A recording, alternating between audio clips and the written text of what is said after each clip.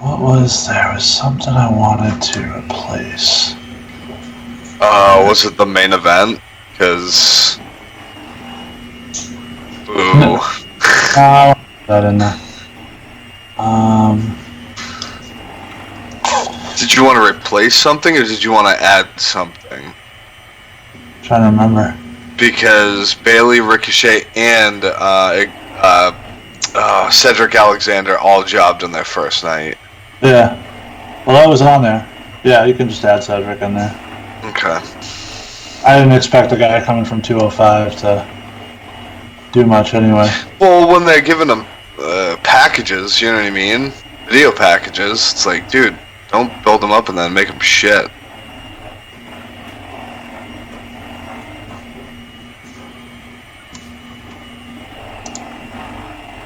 Oh, Sal's here. What's going on, guys? What's up?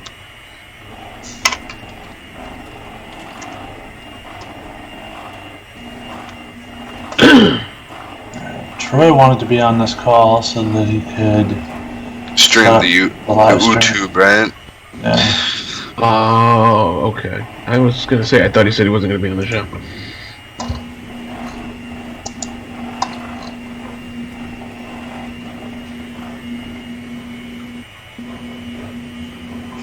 That's what it was. Okay, so yeah, I'm gonna take that out.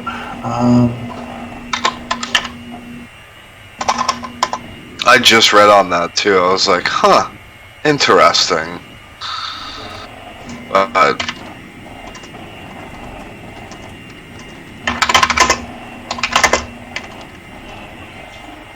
Yeah. Oh, that's what it was? It's awful. I have an opinion about that, but we'll get to it during the show. That's the whole point. Fucking topics that cause. I mean, I can sit here and say the Undertaker got pulled off fucking StarCast. Okay. Right. Exactly. Yeah. And that's not really. I mean, he signed a new deal. Of course, they were going to pull him off. So. Yeah, I just read that. But Vince turned around and gave him Brett and Tom McGean's match or something like that to broadcast or show or something like that. Yeah. So he got incentive, but obviously that's not going to be a moneymaker like Taker and Angle would have been. Right. But, oh, look, Tuukka Rask is blowing the game for us again. Yep, 2-1. I mean, in his defense, in a playoff game, your offense doesn't score more than one goal, you're not going to win them very often anyway. Well, Borowski's been playing out of his fucking mind, so... I know. Well, he's been the whole fucking playoff run he has, but they've had a lot of chances in this game they just haven't finished. Oh, yeah, Marchand's missed like 3 wide open nets. Yeah, so... I have a hard time, as much as I'm not a fan of Rask, I have a hard time. He's holding this team to 2 goals. I have a hard time getting too worked up. It's just the bad luck of the fact they were back-to-back 13 seconds apart. Yeah, I know, I heard it. I'm sitting here waiting, and I'm like... Okay, they scored, and then I'm like, they just fucking score again? He carried a shutout into the third period, I mean. Yeah. Hey, who did the Blue Jackets eliminate last round? Tampa Bay. Damn. So that was like a huge upset, right? They clean swept them, dude. 4-0. I'm, full disclosure, I don't follow hockey as much as I probably should have. I follow the Bruins, but I knew that the Lightning was still a big deal. So. Oh, yeah, they ended up with the second highest points ever in history for a season, and it was 120 points, and they came in, and Columbus swept them. Damn. For first time in history, too, that's ever happened. Just like, wow. Yeah, you blew that one, Tampa Bay.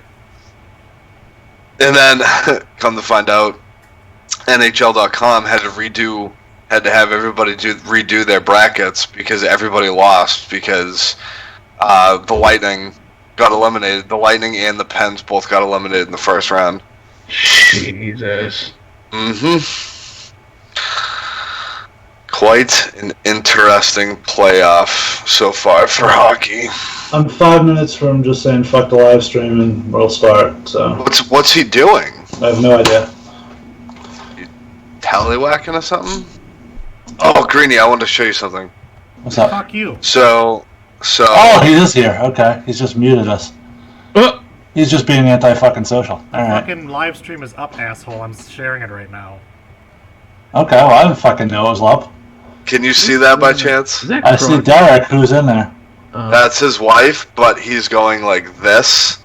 Oh! The conversation. Oh!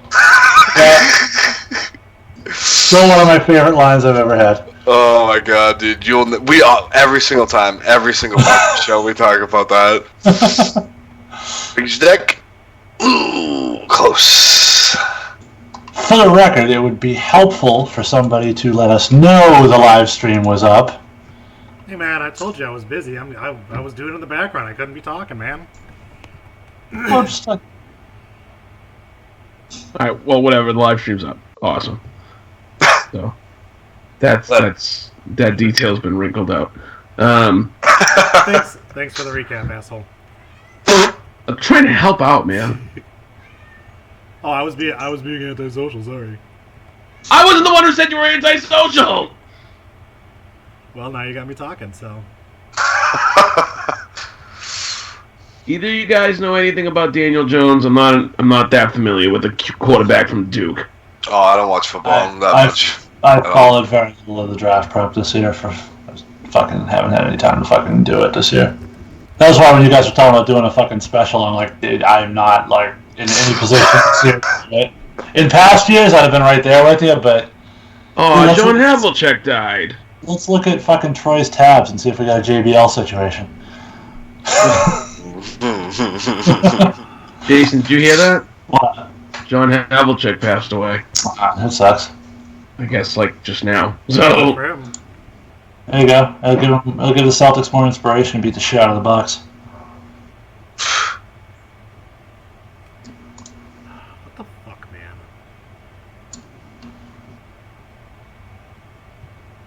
Alright, so we're live on YouTube. We could technically just start the show, right? Hold on. Oh. Once I heard what the fuck, I was like, oh. well, Jason. Now you can go. Now Okay. we can go. Thank you. Did you have something before we start, Sal? Just that the Giants picked a quarterback with their 6th pick, so apparently they got Eli's heir apparent. Yeah, I'm not surprised. That sucks. Anybody who didn't expect them to take a quarterback wasn't paying attention. I'm pretty sure I saw a quote where Eli said he expected them to take a quarterback. So He did. No, he did. All right, let me actually just pull Meanwhile, the Cardinals took Kyle Murray. Fucking A. You gotta be kidding me. Hey, if Josh Rosen ends up on the Dolphins, I'll be happy. Beats the shit out of the bag of crap they have now. Alright, can I zoom in on this? Fucking 6:04 left, you fucking bastards. Sorry. Oh, motherfucker! What? Was that live? That one timer that just got. Oh. Oh man, that was in. Alright. Alright, everybody ready? I'm good to go, sir. C. Wait. Who's recording this? You're Got mine recording. running, but if you have one, start it and we'll have backup. I don't have one. Do you want me to open Audacity? No, that's fine. Okay. If you're the only one running Audacity, it doesn't really matter. Alright, so that's good. Alright. I'm recording as well. Okay, Okay. cool. Alright. Thanks, Ghost Troy. In YouTube is. Alright, ready? In 3, 2, 1. Welcome to your weekly wrestling discussion of the intentionally offensive variety. It is the Rundown Wrestling Podcast. I am your host, Jason.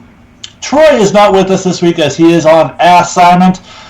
I am not alone, however, and I'm sure you're grateful for that, but maybe not so much when I tell you who's with me, because joining me for this edition of the Rundown, as he did last night for NXT Revisited, I'm going to continue to go with this because I like it. The man with no tan, Ginger, in the house. Ginger, what's up?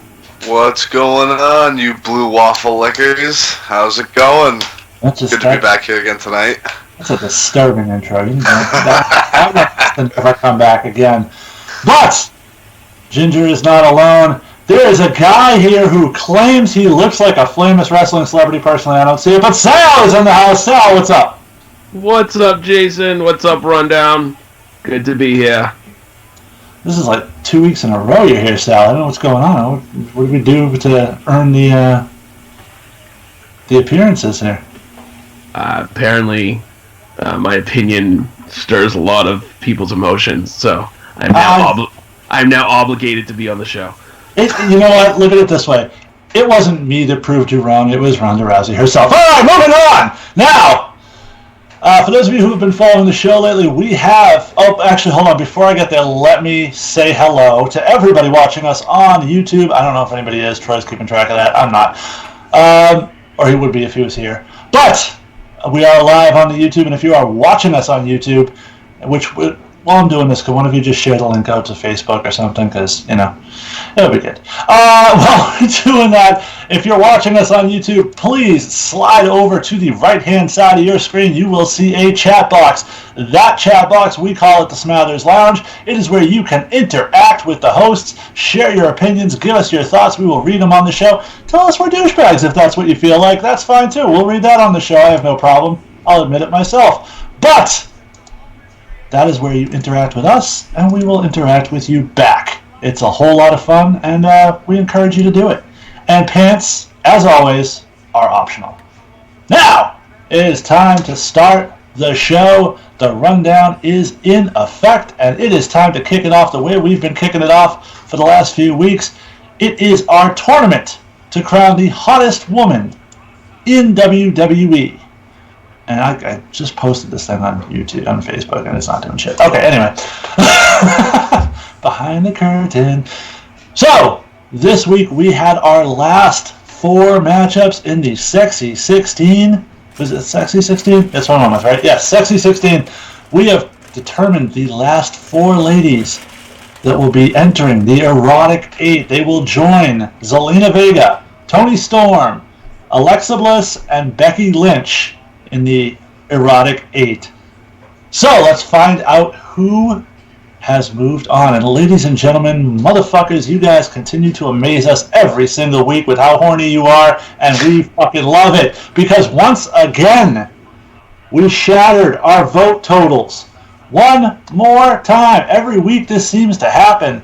This week we bested our previous high by over 300 votes as 4,476 of you motherfuckers cast your votes this week in our tournament, and we thank you very much. But you're not here to listen to me thank you. You're here to find out who's moving on. So let's start with our first matchup last week. It kicked off on Thursday, and this was one that I thought was going to be incredibly competitive. We'll find out if that was the case as Taynara Conti went up against Paige. And I think when we predicted this, we might have had a little bit of dissension, but let's run through one more time. Sal, who did you pick between Taynara Conti and Paige? That's gotta be Paige! All right, Paige was the choice for Sal. Ginger, your choice. Same here, Paige all day. She does the anal. Anal's the deciding factor for Ginger. Well, it's more than that, but...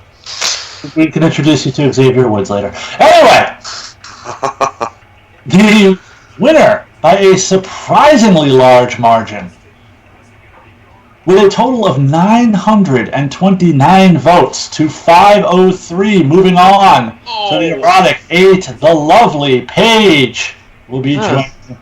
That's a beatdown, man. This is a beatdown. And I would think that would be the biggest beatdown of the week, but... I haven't described my latest love life, so... Not so much the case in terms of...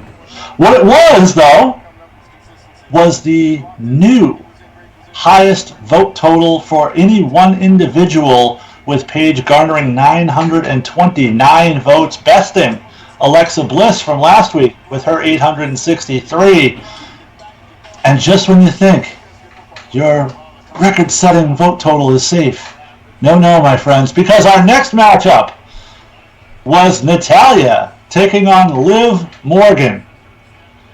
And this one's going to hurt a little bit for you Natalya fans, I got to tell you. But before we get there, Ginger, your choice for this one. Oh, come on. Really? Liv Morgan. Okay. All day. Do I need to ask? It's Liv. Can I make a guess on how many votes Liv got? I swear to God, I haven't looked at anything yet. Okay, well, I went with Liv too. But, Can you I want guess? me to give you the percentages and then you can guess the number? No. Let me just guess straight out. Okay. I'm gonna say Liv Morgan got 1,100 votes to Natalia's 4. Okay. You're a little off, but not by entirely that much. So, with 82% of the votes to 17%, for those keeping score at home who want the exact number, Natalia netted herself 220 votes to Liv Morgan's record-setting on a back-to-back vote. Record-setting scores the new high water mark set by Liv Morgan with 1,004 votes cast. Jesus. I wasn't that far off. All right, I told you. Well, you undersold Natalia a little bit, but That's true. we then moved on. This was the matchup I was sort of the most interested in because this was the one to me that was not a slam dunk right off the bat, and it ended up being the closest matchup of the week. As Billie Kay took on Kairi Sane. Let's start with Sal. Who did you go with in this one? Billie Kay. All right, Sal goes Billie Kay. And Ginger? Ditto, right there, Billie Kay. Okay, Ginger as well. I myself also going with Billie Kay. What I can tell you is that this was the closest matchup of the week. It was 47% to 52%. Very, very close. 1,013 total votes cast. We had 3 of these 4 matchups going over 1,000 votes, and the only one that didn't was the last one we presented, so it had the least amount of time to vote on. The winner, moving on to the Erotic 8, and he's not here, but the one person who would have picked Kairi Sane in this vote was Troy, and he would have been correct. With a total of 533 votes to a total of 480, Kairi Sane takes her sliding D all the way to the Erotic 8. Billie What? Wow. Holy shit! Sort of an upset. A little bit, yeah. And iconic, apparently. Or would there be? Because our last matchup would feature her tag team partner, Peyton Royce, taking on the deliciously dirty Nikki Cross. The total votes for this, 807. Of course, like I mentioned, this was the last vote to be put out to the public this week, so it had fewer days than anyone else, but still brought in 800 votes. And when you listen to those totals earlier for Liv Morgan and Natalia, you might have thought to yourself, that's got to be the most lopsided matchup of the week. Well, you would be mistaken. Sal, who'd you pick? I went with... No, I completely forgot who the matchup was. Peyton Royce, Nikki Cross. I went with Peyton Royce. Okay. Ginger. The picture of Nikki Cross with the black dress on, that got me. So I went with Nikki Cross. Oh. Well, you were surprised last round with the upset of the member of the Iconics. And if you thought that was an upset, you will not think this was an upset, because Peyton Royce, with 83% of the vote to 16 of Nikki Cross, moves on. For those keeping score at home, that is 672 votes to 135.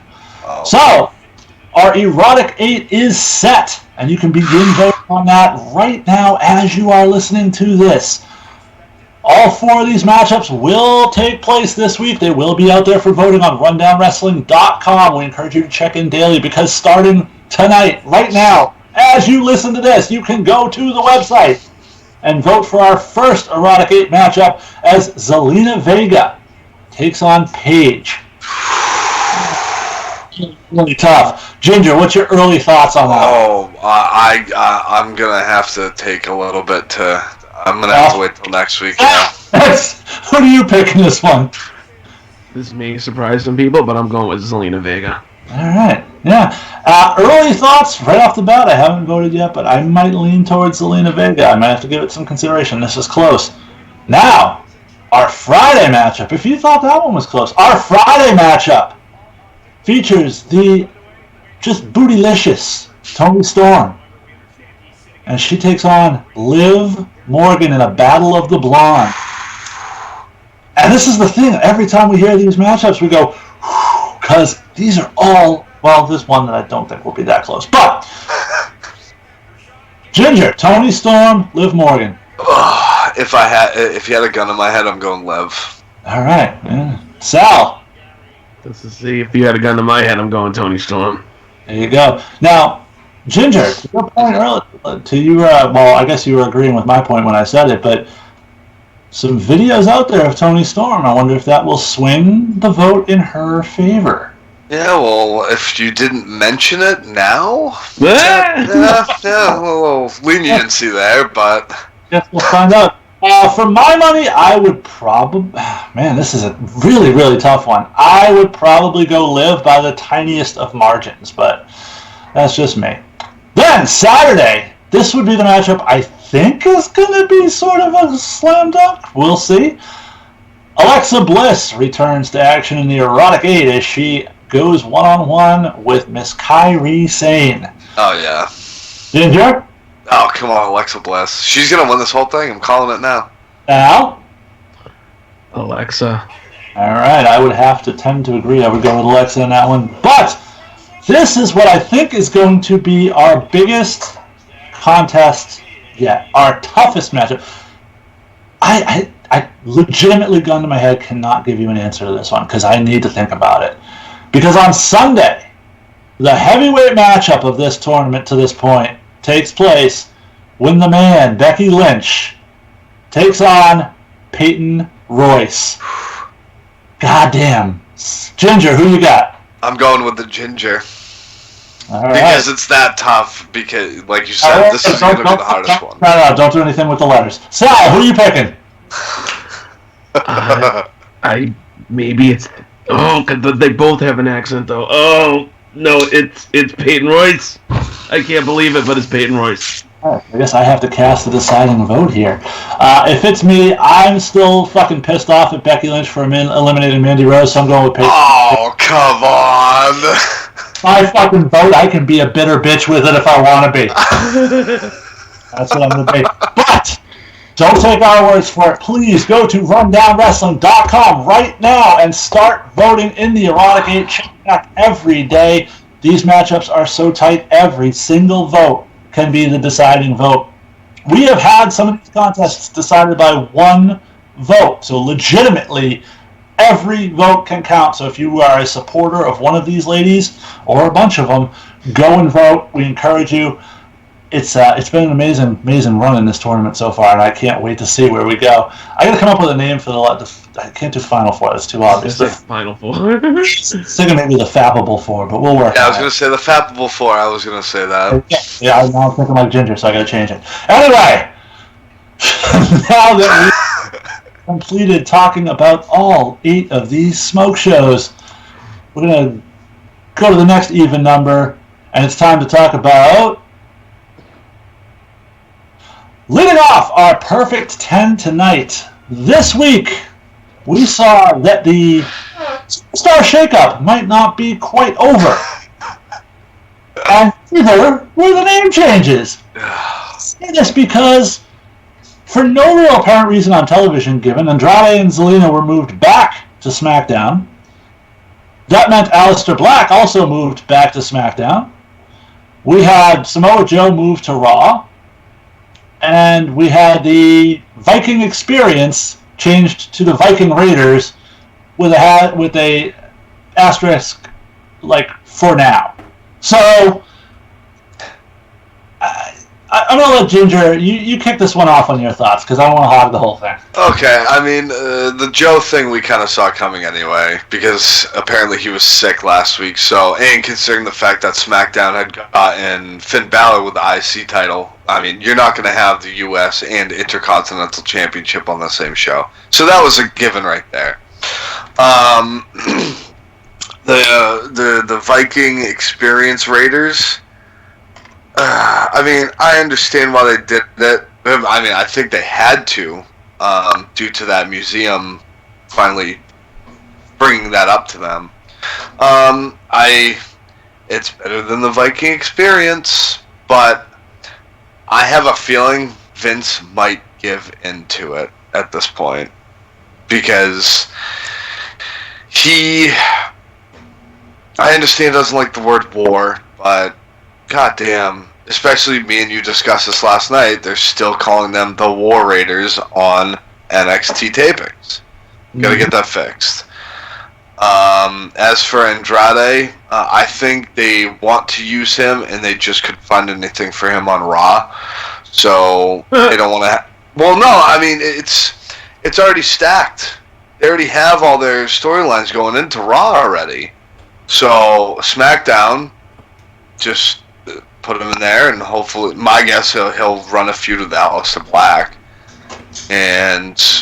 Yeah, just go from there. Give that guy something because he is a fantastic worker. Don't let him sit around and do nothing all night. Absolutely. The one silver lining. Andrade? Yeah. Oh, yeah, absolutely.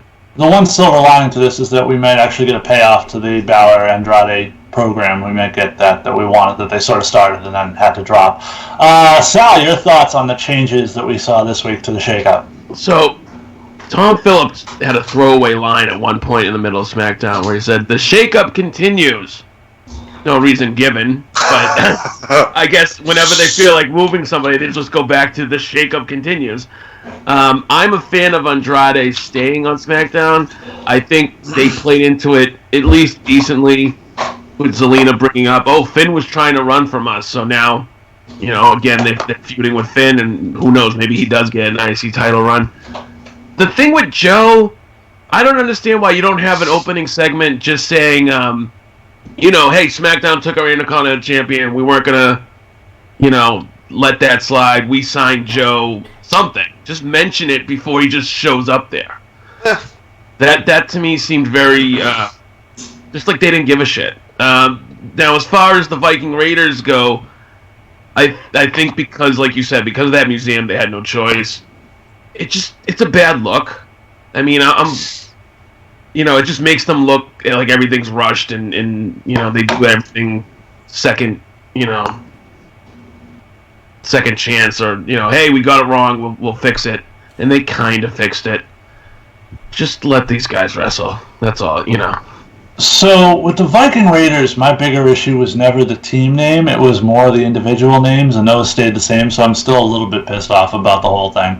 And again, and our good friend Brawler Malonis talked about this on this week's WPAN, too. I want to give him a shout-out. And he's obviously much closer to Todd than I am. He's helped train him, I believe. So, my whole take on it, it's not that I'm pissed off explicitly that they changed the name. It's that I feel like they did the team a disservice by changing the name. They took all the recognition that they had away by taking away their names, and they changed them to goofy names that makes you take them less seriously. Right. That's just my take on that. Anyway, but I do like Viking Raiders more than I like Viking Experience, and we'll find out on Monday what has changed this week, because as the carousel continues. Did you notice what they called the finisher? They called their finisher the Viking Experience, and I was like, "You gotta be fucking kidding me!" They had to get it in there. That's sort of tongue in cheek, though. I can respect that a little bit. That's sort of like having a little bit of self-deprecating humor. It's like, just get rid of it, for God's sakes. And as far as the other guys that came over or stayed or moved, was there anything that they should have done just to explain that away? So here's where I'm going to take a bit of a different path from my usual thing, because typically I would sit here and say this is shitty storytelling, shitty continuity, failure to follow up, and blah blah blah. To me, this is where I feel like they sort of benefit from not having GMs, because there is no competition. It's the McMahons working together. So I can easily see a scenario where the McMahons are like, you know what? Yeah, we shouldn't have moved that guy. We're going to move him back. There's no consequences to moving people back and forth at this point. So it didn't bother me that much from a storyline, kayfabe perspective, because it's, like I said, it's not like Stephanie competing with Shane.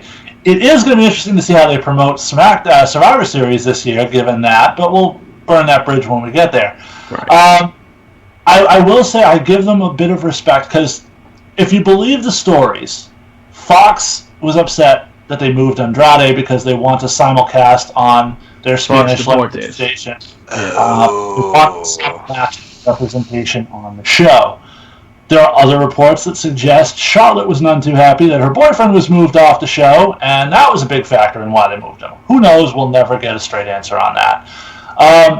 Well, the thing with Fox is that they had moved all of the Spanish superstars off of SmackDown. They moved Ray. That's it. Ray and Andrade. Ray and Andrade. I was going to say the Colognes, but I don't think they moved. No, they're actually still there. They could just start using them. That would help. Yeah. You never know they were still there, but they were still there. So. Yeah, no, they're still there. But yeah, so I will say this. Once you had to move Andrade back, for whatever the reason is, hats off to them for moving Zelina as well. Mm-hmm. Because you had to move them as part of the package. I didn't want you to split them up as a team. No. It's fantastic as a unit. And then I give them credit for moving Aleister Black to keep the husband and wife together. Because that's not necessarily something they've always done in the past. Although maybe husband and wives they usually have, but boyfriends and girlfriends I think they've split up in the past. I know Cass and Carmella was a big one at one point. And I think there were a few other ones too. Dina Renee was split up for a good year or so. When she was on Raw and he was SmackDown. She's an announcer. She doesn't travel to the house show circuits, and that's a completely different animal. But yeah, so I mean, I give him credit for going to lengths to keep that. And once you decided to move Zelina and Andrade back, it was just sort of a string of dominoes that you had to move. It put him in a bad spot. I would have preferred some sort of kayfabe storyline reason be given, even if it was simply that the McMahons changed their minds. Yeah, that's exactly. To just explain it, other than, oops, yeah, we forgot to do this, kind of thing. And Joe was sick last week, and I understand that, but there's zero reason you couldn't just put a video package. Cedric wasn't on TV last week. They just put a video package that said he's coming to Raw. They could have very easily done the same thing with Joe last week. I think it just makes it look like they're sort of not on the same page. They're unsure.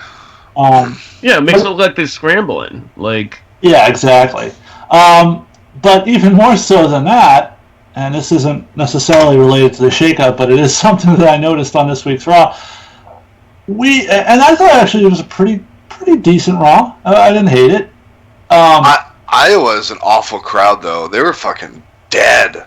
The crowd didn't have it. I mean, when Baron Corbin is in two matches, you have a limited amount of stuff to get interested in. But here's the thing: we started the show. We opened the fucking program with Michael Cole saying we have these two triple threats. The winners of those triple threats go on to. And then we start with Seth Rollins and Hunter in the ring, and we have everyone come out to set up the match as though we weren't just told this was. Yeah, that's the bigger continuity issue.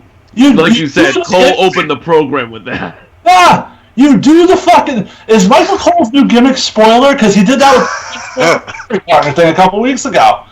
That's his new fucking gimmick. He's the guy that ruins all the fucking surprises. Holy shit! Kevin Dunn's in the truck, God damn it, Mike, again? And he's like, fuck you. I told you to do it. Graphic, so he was definitely not going rogue on that shit. Yeah, no, that was of a fuck up on that one, I think. So we play the graphic now? Yeah. Oh, wait, we probably should have waited for Triple H to talk first. Shit! That wasn't great. Alright, but moving on to something that, well, depending on your viewpoint, may or may not have been great. But we saw, after the much-anticipated return to the WWE of Bray Wyatt this week. And we had talked about the creepiness of these vignettes we'd seen with the buzzard popping out of the box, which was more comical than creepy. But then you got the witch in the rocking chair, and that was really creepy AF. But the payoff was something I don't think any of us really expected as Bray Wyatt turned into sort of a psychotic Mr. Rogers, and he's now hosting a children's show on the WWE programming called the Firefly Funhouse. This was very, very polarizing topic amongst the internet wrestling community this week. I'm curious to see how our opinions go, but let's start with Sal. Sal, what did you think of the Firefly? Oh, you're going to start with me? The last round. One of the biggest Bray Wyatt fans? Okay. initially, I didn't know what I was watching when he came out. In the, you had the old laugh track of the crowd, and it was very, very hokey, and I was like, whoa, what are they doing? But what intrigued me was when he picked up the chainsaw and sawed the cutout of his old self in half, and then laughed like he used to. And I said, you know what? There could be something here. And that's where I ended. I ended with my curiosity was piqued, and I want to see where it goes. So I'm not upset about it. I think there were definitely a good contingent of people that were like, this is retarded, da da da da. But I'm gonna get in trouble for that one. That's like mentally challenged. Mentally challenged. I was just saying, I'm gonna get in trouble for that one. But there were also reports that came out later in the week that maybe the sponsors weren't happy, and from what I read, that might have been the case, but Tuesday they doubled down and aired the same package on SmackDown. So it seems like they're going to continue with the character, and I want to see where it goes. And actually, that's a very interesting point, because, and we'll talk a little bit about AEW lately, but I think it does tie into that a tiny bit, because here's the thing. One of the things everybody keeps talking about with AEW is, oh, it's fucking great, these guys are so cool, they're so edgy, and it's easy to be cool and edgy on your YouTube channel. When you're on network television and you have standards and practices up your ass, it's not as easy to be cool and edgy, and you end up with a product like WWE that people say, oh, it's watered down, it's for kids, it's blah, blah, blah, blah, blah. We'll see how long AEW keeps that cool and edgy thing once they get up and running on network television. But that's a little segue I was curious about. It just popped into my head. I thought it was worth mentioning. But Ginger, your thoughts on the Firefly Funhouse? Okay, so again this week I didn't get to watch Raw on Monday, but once I heard everything blowing up, I was like, I'm gonna go check this out because this seems weird. So I went on the YouTubes. Oh, you were one of the 2 million people to have viewed this video since Monday. For those AEW fans, 2 million watched that, 150 watched the latest Being the Elite. So tell me again how you're going to compete with WWE. Anyway, go ahead. Jesus. So I watched it. Didn't know what to think of it first. Watched it again. Still was just like, what the fuck is going on? So I went back today and watched it again. So that makes me 3 out of the 250 million people that have watched it. 2 million. 2 million, sorry, whatever it is. I fucking love it. There it is.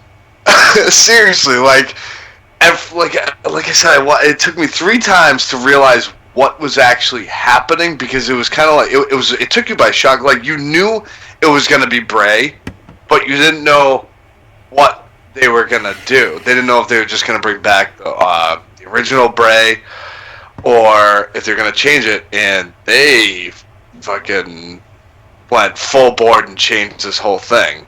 So if Standards and Practices doesn't like it, but it brings in ratings, which according to the YouTube it did, they're going to keep going with it.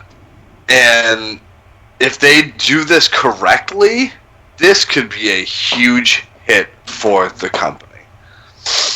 So I love it. I'm in. I'm hook, line, and sinker. I'm fucking in. So I'm gonna. God. Just before you this is twice now you've prevented me from having an opinion, Sal, but go ahead. We're 2 topics in, you've done this twice. Go ahead. The guy who didn't want to go at the beginning. Okay, yeah, go ahead. Go for the second time now, Sal. Jesus Christ. Some of the details in the video were amazing. Waylon, Mercy the Buzzard, and then, of course, the little witch, Abby, the dark witch. I just thought, the attention to detail was on point. That's it. That's all I was going to say. Oh, by Sal's second time, he took up all my points. So moving on. No. So allow me to. So here's the thing. Allow me to say that I loved this with the potential to hate it. And I say that because I need to see where this goes. If they continue to go down the sort of dark and creepy and progressively gets more and more sort of violent, and he starts to rediscover some of that, and this is how we get to the Bray Wyatt we should have had all along, I'm fucking there for it. If next week he's interviewing puppets and we continue to progress more towards that side, I will hate it. So, well, get ready to hate it because you know that's exactly where they're going. Based on what I've seen and the fact that I love and neither one of you brought this up yet, but the hate and heel gloves. Yes. Mm-hmm. And I sort of wonder if that's going to be a thing. Like sometimes he's going to go one way, sometimes he's going to go the other way. It's going to be split personalities. Possibly. That, and I think that could be a really, really fucking cool thing if they end up going that route. So for now, I liked it, and I to Ginger's point, I hated it when I first saw it because I was like, this is a fucking joke. And then I watched it again, and I started to understand it. It's not the type of thing you can judge after one watch. It really isn't. Because I agree. There's intricacies and levels to it that you need to sort of take in before you pass judgment on it. So I thought it was kind of fucking cool for now, and we'll see where they go with it. But there's a lot of fucking potential there if it's done right. We'll see. I know. I pray they don't blow it. I really don't. I have faith in them at this point. I know. They ruined the Broken Hotties. I mean, that was handed to him on a silver platter, really, even with Jeremy Borash. But I do want to give Troy credit because Troy pointed this out. He made a reference to the scene in It when he's on the talk show and in the crowd, and I was like, you know what? That's a very valid point because that does have that same kind of creepy feel to it. Yeah, and if you want to hear more about Troy and horror, check out the Slasher Sanitarium on Anchor now. Anyway, moving on, we had an interesting thing happen on SmackDown this week. I'm sorry, Monday Night Raw this week. I'm still not used to AJ Styles being on Raw. Happened on Raw. As we talked about the triple threat matches earlier to determine the number one contender, ultimately it came down to Baron Corbin and AJ Styles. And I got to tell you, I don't know how you guys were, but I'm sitting there watching this, and I'm watching it come down to those two, and I'm thinking to myself, after fucking months in the Kurt Angle, they're going to fucking put Baron Corbin in the Yeah. God damn it, this is where we're going. I saw that too. I saw Jinder Mahal all over again. Did you say Ginger Mahal at first? No, it's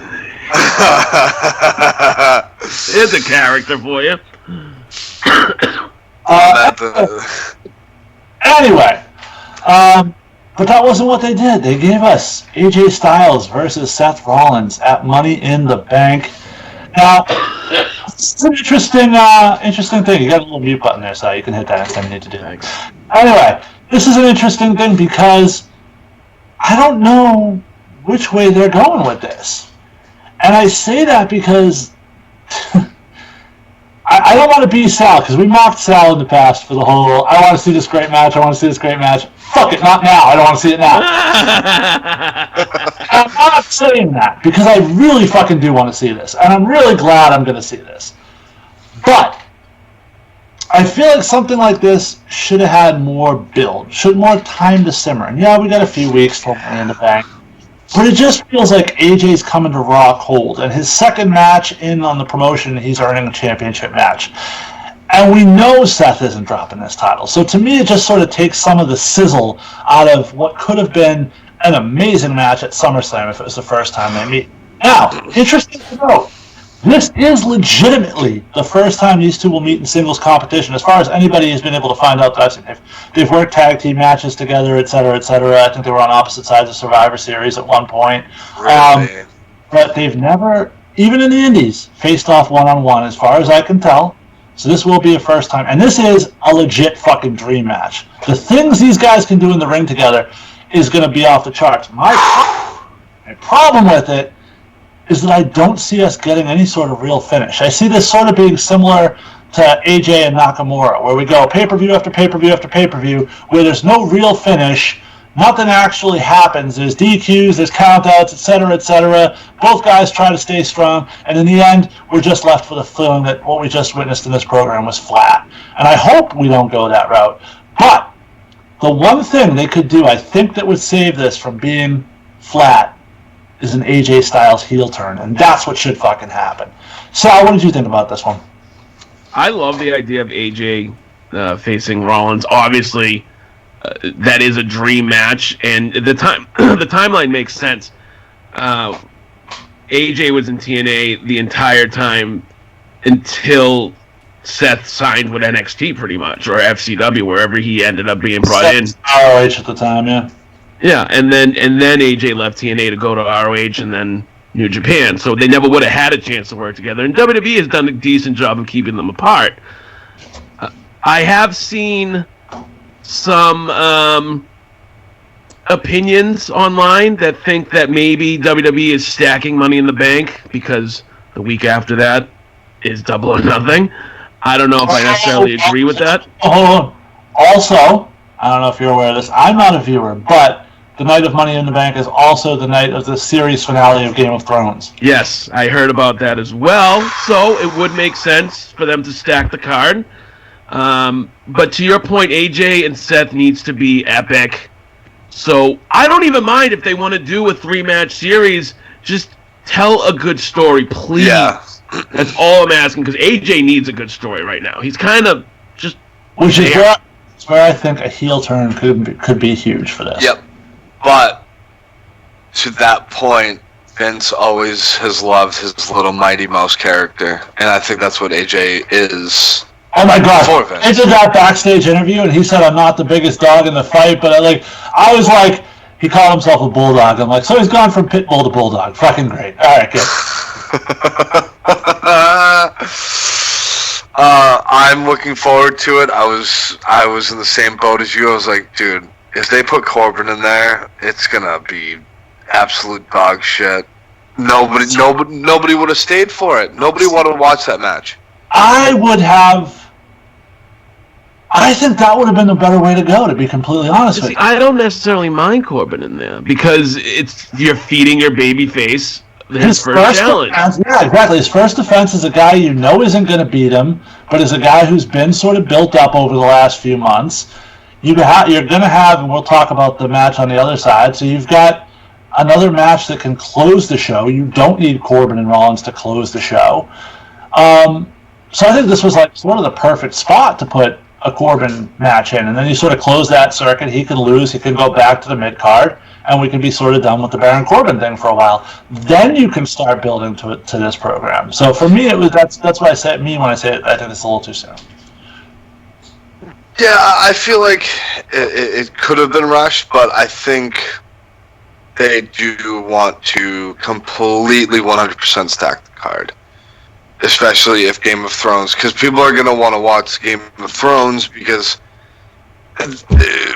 more than likely, people at your work are more than likely going to watch the Game of Thrones and possibly spoil it for you, and you can stay off social media all day and not get the results for the pay-per-view. Right. So I think that's what they're really going for, but I think the match is going to be unbelievable if they let them do what they can do and not kind of damper it down, unless they have a decent match. They don't let them go full board. They run a program with them, and then the last match they let them do whatever they want. That's what they tried with Nakamura and AJ, and the last match was not. It was the last man standing, but it wasn't anything special. It wasn't anything to write home about. Because Nakamura is just mailing it in now. He doesn't care. Quite possibly. I will say this, that they have to lay a foundation in the next 4 weeks. And what I don't want to see is I don't want to just see, well, Seth, I'm going to fight you, and we're going to see who's the best. And then it's just like, you know how they do like the hokey face versus face?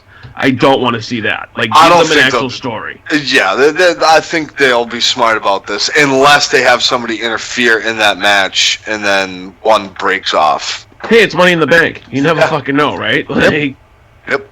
Oh, does anybody know what time? Because I don't watch Game of Thrones. But what time does that show come on the air on Sunday? I want to say like 10 o'clock. I think it's 10 o'clock. So it'd be interesting to see what time they start the Rollins AJ match, especially if they're planning on having the other match close the show. Because if they started at 10, then you know why they put this match on that card. So just getting caught up on the side before we move on to other topics. Arthur in the chat room said Liv Smoker. Obviously talking about Natalia, 100% correct. Smatter said he voted for Kyrie, and he was in the winning group there. Also said Peyton. Picked the right one. Arthur, very happy Peyton won. They went back and forth about Peyton a few times. Smatter says... Not for airing. Smatter said Viking Raiders is definitely better than Viking Experience. 100% agree. What did he say? Both of them? I don't know what that means. What's that in reference to? But he said he's all in for the Firefly Funhouse. I think we pretty much all said the same thing, or at least cautiously in. I don't know about all in, but we'll say like we got the tip in there for a second. We haven't gone balls deep yet. Just the tip. Just for a second, just to see how it feels. Anyway, he looks buff as hell too, and that's another great point. Wyatt looks like he's in tremendous shape. Fucking wreck. Says Rollins is keeping his title for a while. Lofi, on the other hand, isn't getting out of Money in the Bank. And then corrected himself that he meant Kofi. I know who we meant. All right, Smaller says 9 p.m. Central for Game of Thrones. So that would be 10 p.m. my time. Right? Yeah, okay. Yeah, so that's what that is. So let's delve into the world of SmackDown for a moment. Okay. Since Peyton Royce is the topic on the side, shall we talk about that next? Yeah, let's do that, because this week, well, both weeks now since WrestleMania, your new WWE Women's Tag Team Champions, the Iconics, are now 0-4. They have lost every match they've been in, and that's not just singles matches. They've lost a tag match, they've lost an 8-woman tag match, and 2 singles matches. Sal, I know you had a specific point you wanted to bring up on this. I'm sure you're wrong, but let's find out. What do you have to say, Sal? I got news for you guys. They're keeping those belts, no matter who they face at Money in the Bank. And yeah, they're gonna lose. And I watched a video, WWE.com exclusive, after they lost, and it was the funniest fucking thing. Mainly because of Billie Kay. Unfortunately, for Peyton, she continues to crack up when Billie Kay does those backstage segments, and she can't keep it together. But these girls are so fucking entertaining. Even when on SmackDown, when they were like, "Is it Kerry? Kerry Sane?" And then Billie Kay's like, "I think it's Chiari." Oh my god! I fucking die every time these two get on a mic. Now, I also die a little bit inside when I watch them wrestle, but that being said, I think the act works. I want to see this continue, and I hope they do keep the titles on them, even if it's by shenanigans. Alright, so now we've discovered how Sal's wrong. Ginger! They'll probably keep them on them. I don't think they want to hot potato those titles. I think they're the only official tag team on the main roster. Other than you got Fire and Desire. Yeah. And now you've got the Asuka Pirates. Yeah, that's true, too. But that's 3 out of how many females? And you have Lady Groot and the artist formerly known as Batgirl down in NXT. I was going to say, they're not on the main roster, though. Yeah, I'm specific. Since they haven't brought them down to NXT in the first place, like you pointed out last night. Yeah, they're not going to drop them. I guess they're going to probably work the Asuka Pirates at Money in the Bank, but I have a feeling it's going to happen another multi-fucking team match with Naomi partner. I hope not. That's a possibility. I hate those. Yeah, the Mania one. Twice now, so you got to think that's done for a reason. Say that again. Sorry. They've beaten them twice now, so you got to think that was done for a reason.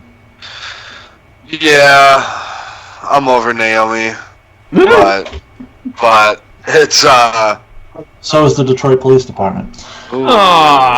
Which okay. Usos thing, yeah, that was fantastic. It's not on the list, but we can talk about it for a second. Okay. Usos were cutting a backstage promo, and Jimmy being arrested or locked down, and just has this great moment where he pauses and looks at his brother very judgmentally. It's a fantastic piece of it. absolute fucking genius by them to do that. I don't know if it was in the script, but if it wasn't, kudos to them for getting that in there because that was fucking hilarious.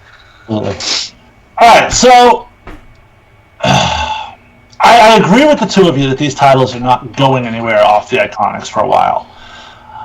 And while I agree with you that they're entertaining in these backstage segments, I thought it was a little creepy that the cameraman hung out while they went to the bathroom. Right? You gotta be joking me. That was like, I think they got Me Too'd right there. But, that said, Me too. Here's the thing that popped into my head. This is becoming everything that I talked about when I said Sasha and Bayley were right to be upset about dropping those titles. These titles are now being booked as a joke. They're on a comedy act. That comedy act isn't even winning matches. They're just, drop. They're not. These titles are not being taken seriously by the company. And Sasha was correct when she was concerned. I said it when we originally talked about the Sasha thing. To me, it wasn't necessarily her saying, I don't want to lose the titles, I want to be champion. It was her saying, I want these titles to stay credible. We worked too fucking hard to get to the point where these titles are in existence for them to go to the fucking B team of the women's division. And I sort of feel like that's what happened. And I feel like those titles lose credibility every single week. These girls go out and take a clean pin on television. And she was 100% right. That's exactly what's happening. And I care less and less about those titles every time they go out and lose those matches. Technically, you were 100% right because you said they were going to get treated just like the men's tag titles would. Yep. But, I mean, it is kind of nice seeing those two every week on both shows. Sure, so, but that's not the point. The point is the credibility. No, I get it. I'm just trying to be funny. These titles, more than any other title, I think, needed a period of strong credibility. Oh, yeah. And absolutely. I don't think period of time. We went 2 months into it, right into comedy. Yeah. But, I mean, the other side... So let's say you want it on a heel team because you want to establish a babyface team who can chase. You can do one of two things. You can do it with Tamina and Nia, or a team like that where they're dominant and they're just running through everybody, which is a, tried and true formula.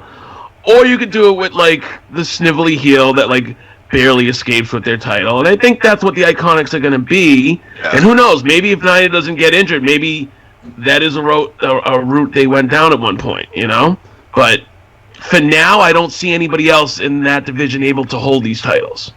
No. It's tough. But back to somebody else brought this point up. You can't do a multi-woman tag match every pay-per-view because they just did that at Mania. You can't keep doing that. You can't keep doing the repetitiveness. Not if you want to keep the titles credible, but they're not. That's the fucking point. It looks like that's where we're headed again. But if Kyrie just got the pin, I mean, isn't she? Yeah. So Kyrie got the pin. Naomi got the pin on them 2 weeks ago. That's right. And then beat him in singles match this week. Yeah, I forgot about that. So let me ask both of you this. Would you rather have the Iconics win them at WrestleMania or Natalya and Beth Phoenix? Well, Beth wasn't going to stick around. I mean, no, if she was, though, I'm speaking hypothetically, but which would you rather have done?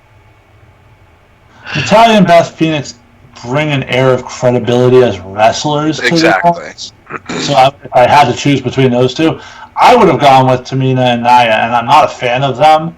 But I think there's a big story to be built there as big, nasty, credible heels carrying those belts and setting up for a huge babyface moment when somebody beats them.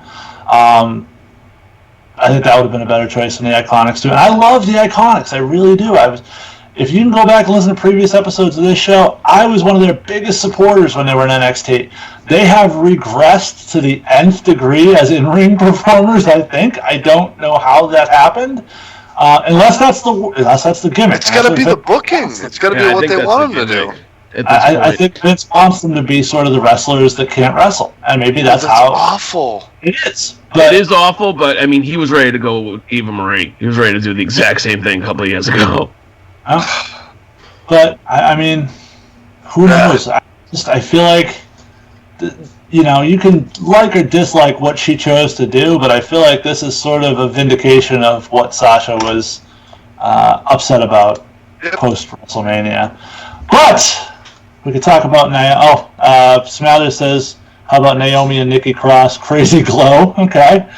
And can't give them Nia and Tamina because of Nia's surgery. That was planned, not sudden. Well, you say that was planned, but I mean, if they had won the titles originally at the original pay-per-view Elimination Chamber, they worked into WrestleMania. They could have carried them for a couple months and then defended and then lost them at Mania to Sasha and Bayley, and you could have started the Sasha and Bayley run at that point. Yep. So there were options. But speaking of multiple women's titles, let's go over and talk about Becky Lynch, because it was a big week for the man as she was announced that she would be facing both Lacey Evans and Charlotte at Money in the Bank in 2 separate matches. What's that? Laundry's done. No, my dildo's charged. Yeah. That's pretty big. Well, you know, that's what she said.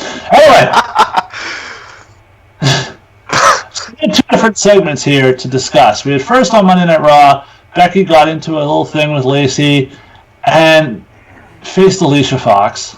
And then on SmackDown, she had a promo battle with Charlotte to set up their match at Money in the Bank. I got lots of thoughts on this one, but I'm going to monopolize this conversation if I go first. So, Ginger, what are your thoughts? I was skeptical on Lacey Evans. I thought her promo was pretty good towards Becky, and Becky showed exactly why she has both straps alone, just on the microphone. Working that promo, her lines, and I have a question for you, gentlemen. What is a plank? It's a really thin, tiny, narrow, not muscular woman. Okay. Thin, because thin as a board kind of thing. So Lacey's not really a plank. Well, thin kind of. Well, but anyways, I digress. I really enjoyed the promos. It was good to build it up, and it showed that fire for Becky's promo skills. Straight fire, you mean? Straight fire. Straight fire! The match with Alicia Fox, oh my god. Fox needs to go. She's gotta go. Not like she got lost over and over and over and over again in that match, and it showed that she is not capable of performing anymore. Because well, before she wasn't that bad. She could at least keep up, but this match just was like, it was fucking bad.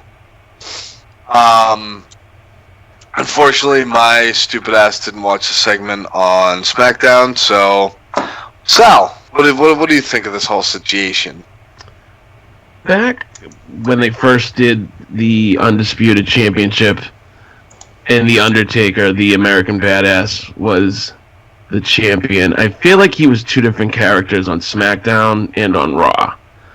And Becky, to me, didn't cut that great of a promo on Raw. And I thought she made up for it on SmackDown, because maybe it's just the comfortableness with Charlotte or whatever, but I thought her promo on SmackDown was great. I think they're putting her over like $1 million, having her defend the titles, both titles, against 2 different people on the same night at Money in the Bank. I'd love to see her walk out of Money in the Bank with both titles, because I think you got to keep it going for a little bit before you immediately take one of those titles off her. I have a feeling, though, that one of those titles is coming off of her, and, you know, whatever title she ends up with is the show she ends up on. after Money in the Bank. But all in all, I liked Becky on SmackDown more than I liked her on Raw. So, I agree with Sal in that I think Becky's promo is pretty fucking basic. And I don't think Becky's been great on the mic for a while now at this point. She was, for, I want to say, post-Survivor Series, after the Nia Jax thing, for a couple months she was on fire on the microphone. But I'd say during a large chunk of the WrestleMania build and since, she's taken a step back on her mic skills. I just haven't been a fan of the promos. I don't know if it's over-scripting. I don't know if it's them trying to write for what they think the Becky Lynch character now is. I don't know. What I can tell you is I've been less impressed than at any point since Becky had this man run that's been going on. Also think it was really, really bad booking to put her in there with Alicia. I think you need Becky to look super strong, super good. You need to put her in there with the best talent you can, and to stick her in there with someone who just legitimately can't hang with her and was going to give her a shit match was not the way to go. I did like Lacey's performance. I thought it was good. I do like this sort of juxtaposition of the man versus the lady. I think that's sort of cool because, we can't do intergender in WWE, but that's the closest we can get. And Lacey coming in and hitting her with the right hand, again, sort of took two of them to knock her out. And if that's your finisher, that needs to be devastating. And I don't feel like they're putting that finisher over as devastating. I think the first punch was a total miscommunication, and Becky didn't, either the ref didn't tell her, or B, she didn't feel the connection, so she just no-sold it, because she kind of she hit her, and Becky just kind of stood there, and then turned her head and saw her there and just kind of crumbled. It just looked very odd. But the second one, I thought she did a lot better job on that one. Yeah, I mean, it's possible, and we'll see where they go from here. But for the time being, I have a theory, by the way, on Becky's promos. Okay. I've noticed they're not as good as they used to be, and I think... I'm still going, but that's okay. Go ahead. No, go ahead. No, you've already interrupted. Go ahead. I think that when she was supposed to be a heel post SummerSlam, she knew her niche, and she just went out there and like you said, it was straight fire. And then now that they're writing her as a babyface, I don't think she feels comfortable. That's the only thing I can think of, because it's just not good anymore, and it was so good at one point.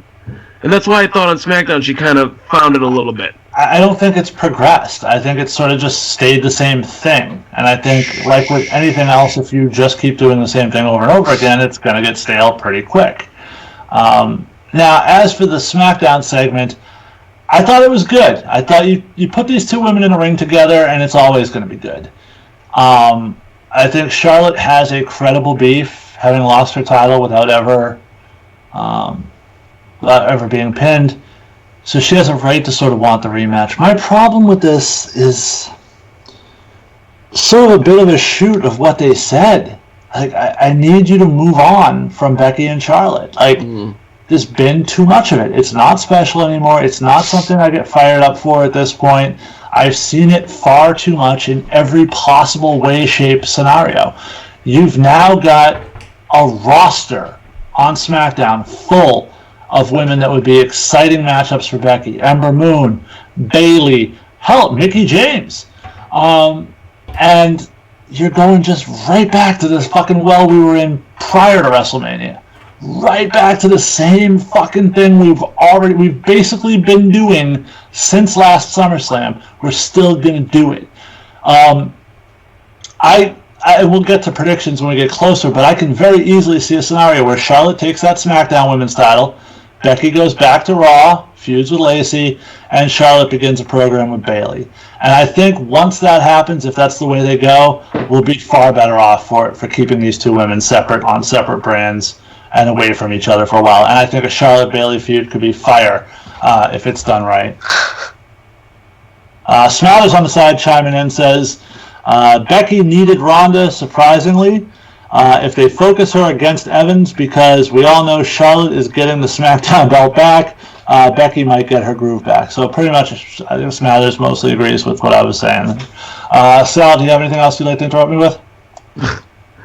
I actually would prefer Becky, like I said, keep that title for a little bit because I want to see Becky versus Bayley. I want to see Becky versus Ember. I don't want the 9-time Charlotte Flair Women's Champion. I think she needs to take a step back from the title for a little bit. Oh, buckle the Not fuck. happening. That's what's about to happen. Yeah, exactly. Charlotte is Vince McMahon's Roman Reigns. Yeah, basically. Basically, everything revolves around how to get the belt on her, same way it does him. That's And the way they're gonna try and make her the 16-time women's champion. Just Speaking- like Natty. Speaking of Bayley, Ricochet, and Cedric Alexander all got new fresh starts on new brands as singles wrestlers, and they all immediately took clean pinfalls. As Bayley lost the number 1 contender match to Charlotte, Ricochet lost clean in the middle of the ring to Robert, don't call me Bobby Roode, and Cedric Alexander took the L against, who did he face? Cesaro. Okay. Well, so that was a debut for both of them, and there was zero chance of Cedric going over Cesaro, really. Because, oh yes, we forgot to mention that in the shake-up. Cesaro, the bar is no more. Cesaro is on Raw. Sheamus Bullshit. on SmackDown. So in an era where they have a shortage of quality tag teams, SmackDown gets heavy machinery and loses the bar. Yay. Okay. Ginger, what were your thoughts on these three taking clean losses and their fresh starts? Also throw Chad Gable out there, who just got fucking decimated on SmackDown. Oh yeah. Also, Ginger's on SmackDown too. I should mention that. I don't understand. The shit, but Like, I know you don't want to give them the big rise as soon as they come in, but don't make every single one that is starting something new job out. That makes it look it makes everybody look weak. But as for Bayley should have won it and then done a heel turn. Ricochet. the heel turn is like the Roman Reigns heel turn. We need to stop waiting for it. It's not going to happen. Exactly. Never know. You just never know. I'm waiting for the Bayley sex tape. That's what I want. And then Yeah, that's the heel turn I want to see. Ricochet, he got a bunch of wins against the Raw Tag Team Champions. Make him take a loss. So that didn't bother me too much. Pretty good match with Robert Roode. Don't understand it, but okay. I really enjoyed the Cedric and Cesaro. I've always enjoyed Cesaro's work. I think he's a fucking freak when it comes to his power. And Cedric, I feel like, is a great matchup for him, too. Honestly. Yes. Yeah, because he basically used his power to flip around Cedric and just use it completely against him, which I thought it was really good. And I like the fact that they put over his amazing European uppercut by that being the finish. His European uppercuts have always made everybody pop, and you might as well make it look fucking strong. I don't like all of them jobbing, but Ricochet I could have seen. The other two, no, they should have won. All right, Sal. So the only one I really have a problem with is Bayley losing, because I think Bayley's done a number of enough of that in the past couple years, and if you were to get Bayley versus Becky at Money in the Bank, you really are stacking that card with another match that we really haven't seen since NXT. Alexander, I thought, looked great against Cesaro, and with Cesaro re-debuting as a singles, I don't think you want him to take a loss. Same thing with Robert Roode. He is now a brand new character. They're going to push him a little bit as a singles. He got a clean pin, but he also threw Ricochet shoulder first into the post. A little bit something of why Ricochet lost. I'm not surprised that Ricochet and Alexander lost, and I don't really have a problem on it unless they keep losing. Then I'll have a problem with it. Yeah. So, I'm going to be, I guess, the only one here. I really didn't have a problem with any of these. So, let me agree with Ginger. I have no problem with Ricochet losing because he's got a style. The fans will forget about that loss the second he goes out and does some ridiculous high-flying thing next week and gets a win on someone else. Rude needed that win. He's been mired in sort of a tag team role. Thank God they are letting Rude be a heel because that is where he will shine. Well, that's that the money role. right there. And to your point, Ginger, I hate the notion of like a heel being Bobby.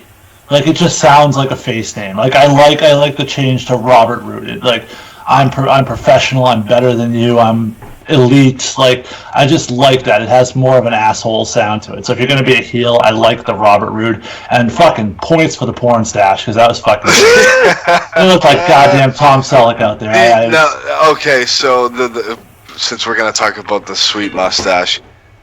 Are they trying? This is like interrupt Jason night. Okay, go ahead, Ginger. What do you got? I'm sorry. No, I'm sorry. It's all good. Go ahead. Are they pushing for a Rick Rude-esque style from the 80s? Because that's what it looked like. Just that's. It's got tones of it. I'll say that. But. Yeah, I think they just wanted something different. I felt like he went from like black hair to sort of brownish too. That was a little. Yeah. I don't know. Maybe that's just me. Maybe it's the lighting. I don't know, but it looked a little different.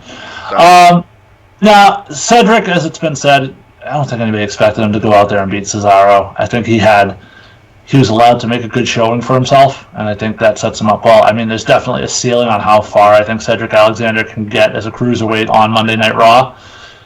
But we'll see. Hopefully I'm wrong because I'm a big fan of Cedric's work.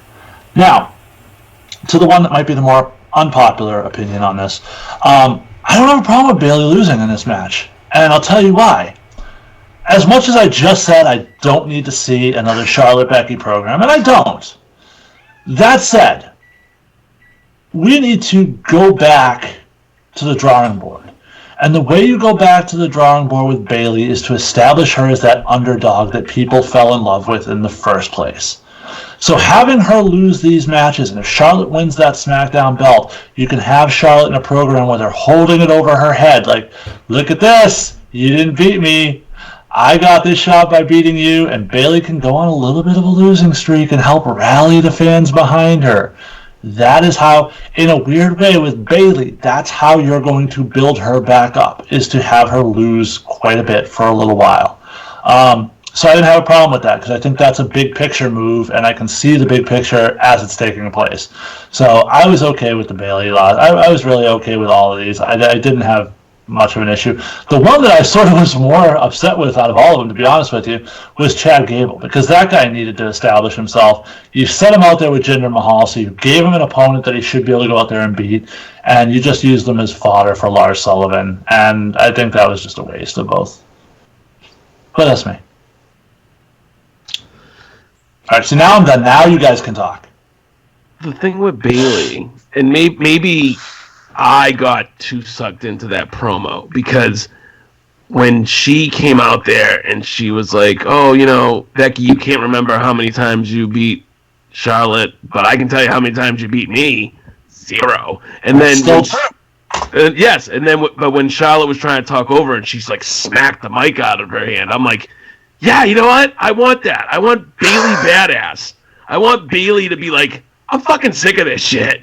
But Bayley, the underappreciated, angry, frustrated underdog, is where they're going, and that all feeds into it. What you just saw. That's true. That's true. So hopefully that's where they go with it. I mean, that's what I would do if I was in charge of the book. But you know, one thing that did happen this week was we had sort of a major announcement for All Elite, especially as it relates to Double or Nothing, as finally the mystery surrounding who Cody's opponent at that event would be was revealed. It will be his brother, Goldust, a.k.a. Dustin Rhodes, who quietly, very, very quietly, apparently asked for and received his release from WWE, all the while on social media saying he was under contract, he wasn't requesting anything, blah, blah, blah. So I guess playing nice with the company, unlike Luke Harper, and got what he wanted out of it. So He will go to Double or Nothing to face Cody in a brother versus brother match. Guys, your thoughts on that? But then the overriding point, and Troy brought this up in our hoster, and I thought it was an interesting discussion. All Elite continues to sign all this talent, but at what point is how much, I guess, is too much for All Elite in terms of signing talent that they can actually use? Go ahead, Sal. I'm going to speak about the match announcement first. I thought the promo that Dustin Rhodes did in that YouTube video, I thought was really good. I enjoyed it. I thought it had a real feeling to it. And I like that when you go back and watch the Road to Double or Nothing videos, you kind of got hints that it was going to be Dustin. Like at one point, like I think it was one of the first videos, they were like, "Hey Cody, so-and-so's on the phone for you," and he's like, "Yeah, I'll call him back." Like, you just, these little hints, like, yeah, that's his brother, and there's something going down there, but it's a Cody Dustin match. Do I think it's going to blow the roof off of the MGM? No, but it's fine. I think it's a good opponent for Cody at this point, given his character. Back to the overall thing, are they signing too many people? My only counter to that is that when you have a talent roster, not everybody is going to be used or healthy at the same time. I mean, Joey Janela, I don't even know if he's actually cleared, but he just had a major injury that took him out for a while. So I don't feel like we're going to end up with Joey Janela versus Jimmy Havoc, but that's just my guess. Probably, but I don't mind them locking up talent. I think it is getting to the point where you're going to sign too much, but I don't think they're there yet. I think they're right where they need to be. Okay. I'm going to go before Ginger this time so that he doesn't cut me off again. Anyway, no, I'm just kidding, Ginger. I think the best description I heard of Cody and Dustin this week is that it has the potential to be a 5-star story for a 3-star match. Right. And that's sort of the best way to sum it up, because the story they tell going into this can be fantastic. And I thought the promo Dustin cut to that end was great. I thought he did an amazing job. Dustin's always been a really, really good promo, I've thought. And, at his advanced age, has always been able to still go.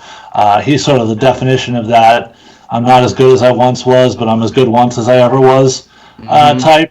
And I think he can do really good things with his brother out there. But, we'll see how that plays out once we get there. I do think it's sort of funny, and somebody brought this up, that we hear month after month of, WWE's just giving me the same old, and we're all excited about All Elite, which now features 3 matches that are rehashes of things we've already seen in Dustin and Cody, the Bucks and the Lucha Bros, and Kenny and Jericho. I am, of course, I'm most pumped on that show for Hangman Page versus Pac, because that's something fresh, that's something new, that's something I'm excited to see. And Lucha Bros and Bucks is going to be good. We've only really seen it once, but it's still going to tear the roof off the building. This is not going to be, they're going to play into the emotion part of this, and hopefully that's what it is. I think it almost would have been a cooler way to do it would have been to have a couple people sort of, if SCU or somebody else sort of up Cody's ass, or some other tag team, and Cody has a mystery partner, and at that event that night we find out it's Dustin. Then you play into the storyline over the next couple things, and finally Dustin or Cody turns on Dustin, and there you go, you set up your match. I don't like sort of just the shotgun nature, just doing it to do it, so we'll see how it goes. But I am sort of at least optimistic that the story can carry to a decent emotional investment in a match, but we'll see. As for the is too much talent thing, they're definitely at that threshold. And the problem is, and this is sort of one of those things that I've been saying for a while with AEW, and on record, I very much hope they succeed, and I'm rooting for them to succeed for the sake of more places for the boys to make money. I think there's an element where you can crush under the weight of the expectations you set. And I feel like they've sort of allowed their fan base to set these expectations that they're going to be competing with WWE, that they're going to be on that level, that they're going to sign all these guys who are misused, and all of a sudden they're going to be top guys in AEW. And the thing people seem to forget is that they're called top spots for a reason. There's a very, very few amount of them. We're already seeing that they want Adam Page at the top of that card. We're already seeing that they want Pac at the top of that card. You know they want Omega at the top of that card. You know the Bucks are going to be at the top of that card. So where are you going to put a Ty Dillinger? Where are you going to put a Dean Ambrose? Where are you going to put... God knows who... People need to come to the realization that these people who are mid-carders in WWE, they're going to be mid-carders in AEW. They might have a little more creative freedom than they had in WWE, and that'll be a big plus to them. But they're not going to get, they're not going to be... There's a reason. WWE doesn't often completely miss star talents. Cody's really one of the only ones I can think of. How many people have left WWE and gone on to be better off? Not many. Well, they always circle back. We'll come back to you, Sal, because I want to let Ginger have his original take on this point. Go ahead, Ginger. I could... honestly, I'm gonna probably get shit for this. I could care less about the Dustin and Cody match. It doesn't. I mean, don't get me wrong. I like Cody's work. I like Dustin's work. I just, I don't. I've seen it once, and it didn't mesh well. And of course, people are probably gonna turn around and say, "Well, they were told what to do and such." But I think Dustin was the agent for that match, so no. Like, you've seen what they can do. Obviously, they were going to try and play into the Stardust, Goldust angle, but I don't know. I don't see it being the match that everybody's, like, freaking out about. That's my opinion on that match. But I could care less about it. As for signing too much talent, I'm not sure how much they have from what you guys say. They have a shit ton already. Greeny makes a very valid point. How many guys can you have at the top? 6, maybe, tops, before it starts to dwindle down. Is jealousy going to set in right there if they're not in the top spot? No, but you're going to have the fans who are going to be pissed that the guys that they thought were going to be top guys coming in that weren't underappreciated in WWE are going to be equally underappreciated in AEW. And that's where the fans are going to fucking turn on them, just like they've always turned on the WWE. Yep. So, right there, it explains how this could possibly, I don't want it to, it could possibly turn into a failed project for them. I don't want it to. I want it to succeed, but... There's a reason the expression is it's always easiest to be the backup quarterback, because everyone just remembers all the good things you do. They forget the bad things because the expectations aren't as high for you. And most of the time, you're not out on the field, so you're not given the opportunity to fuck up. So AEW is sort of the backup quarterback. They haven't had a chance to fail yet. They haven't had the same weight of expectations. So far, these guys have run one-off show with no repercussions for anything they did, no standards and practices, nobody to answer to. It's going to change, and we're going to see how they adapt to it. But Sal, did you have one more thing on that before we close off? Yeah. Speaking of that dynamic changing, hey, good on them. They sold out Double or Nothing. And I'm sure that if they do an all-in September, all-in too, they'll probably sell that out too. But to your point, when they do, because I'm sure they will get a TV deal, then what's your numbers going to be every week?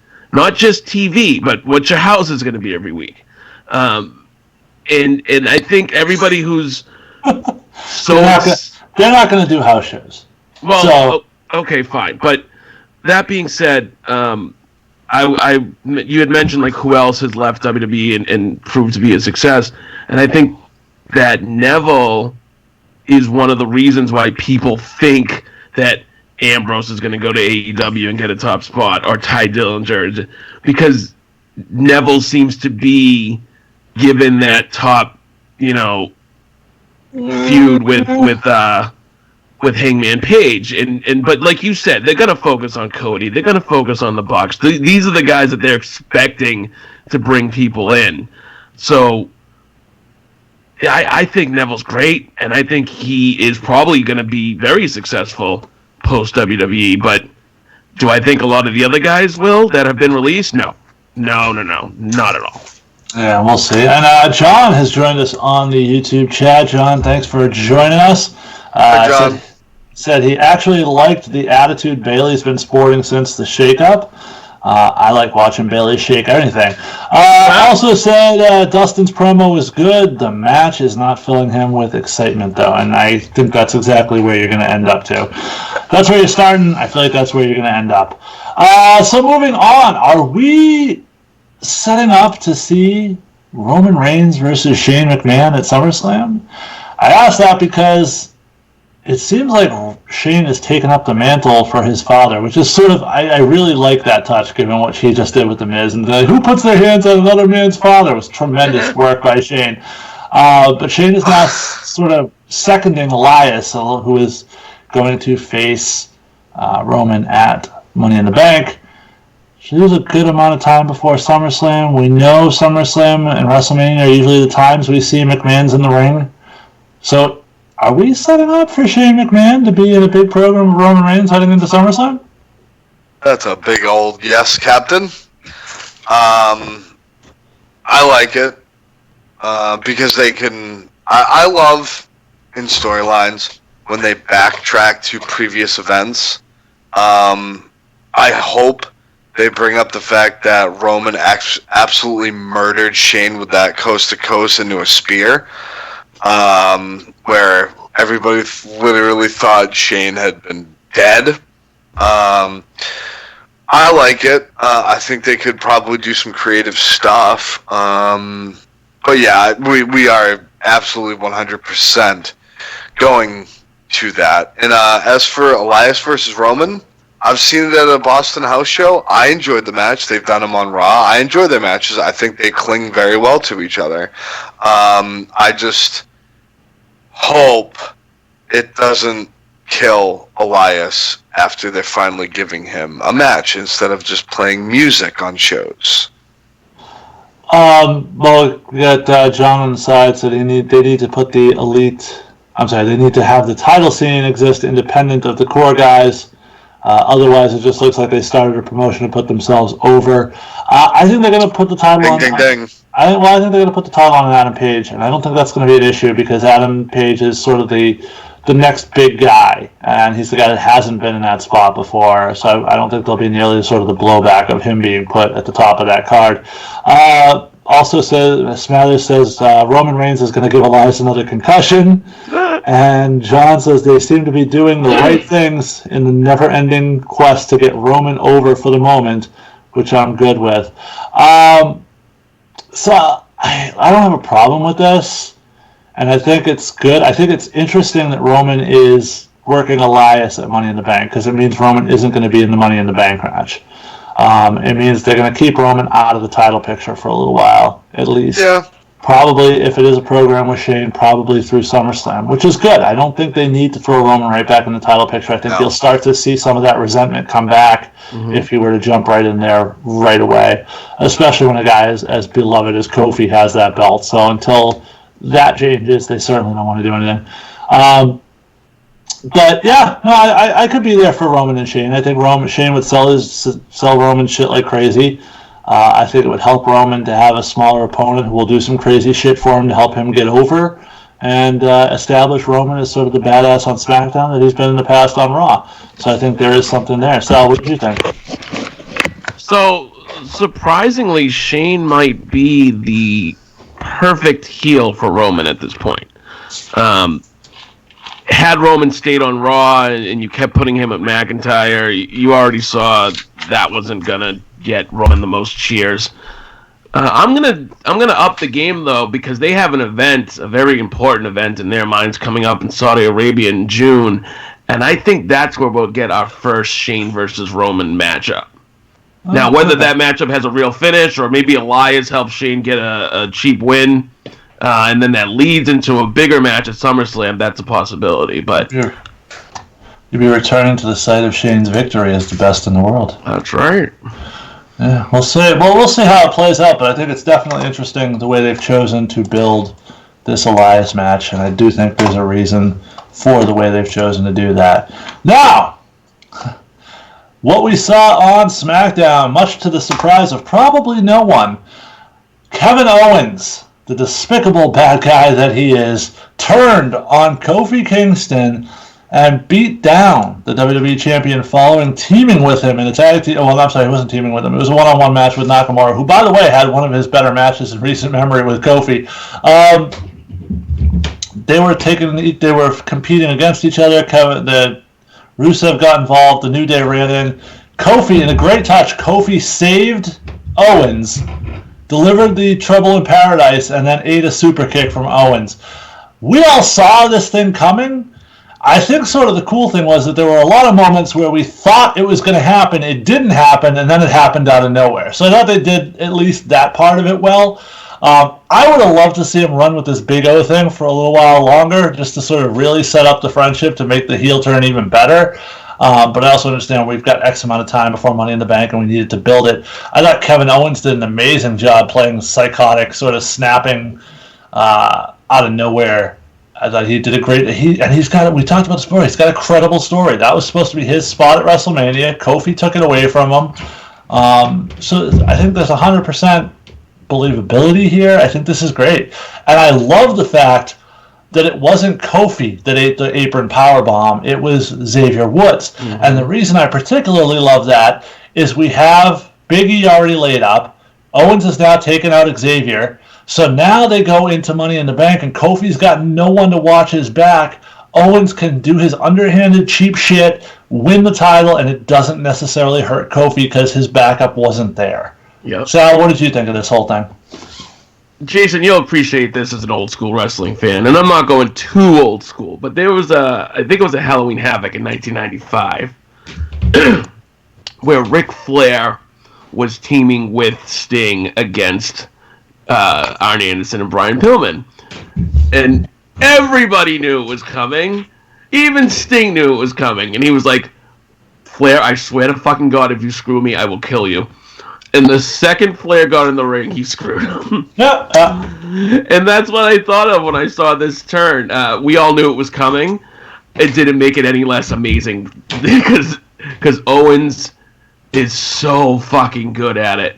And to your point, he dropped the goofiness and all that, stupid shit the second he super kicked him. It was just gone. It was like it never fucking existed. Mm-hmm.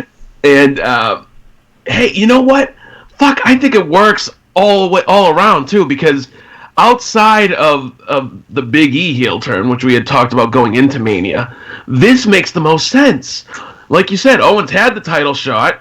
He was Vince McMahon's chosen one, and he basically got kind of screwed. And I think this actually puts Owens in a position that he will be booed, given how over Kofi is. I think it gives Owens a chance to really have that credible long top title run that he never got with the Universal title because the goal was Goldberg at that point. So yep.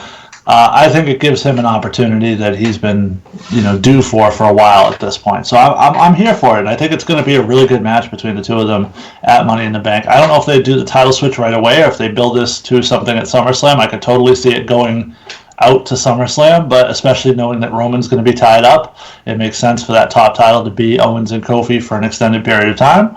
But I'm there for it. I think this is going to be a great match, and I'm looking forward to seeing it. Ginger had to step away, I think. Is he back? No? All right. Oh, there he is. Oh, here he comes. All right. Sorry.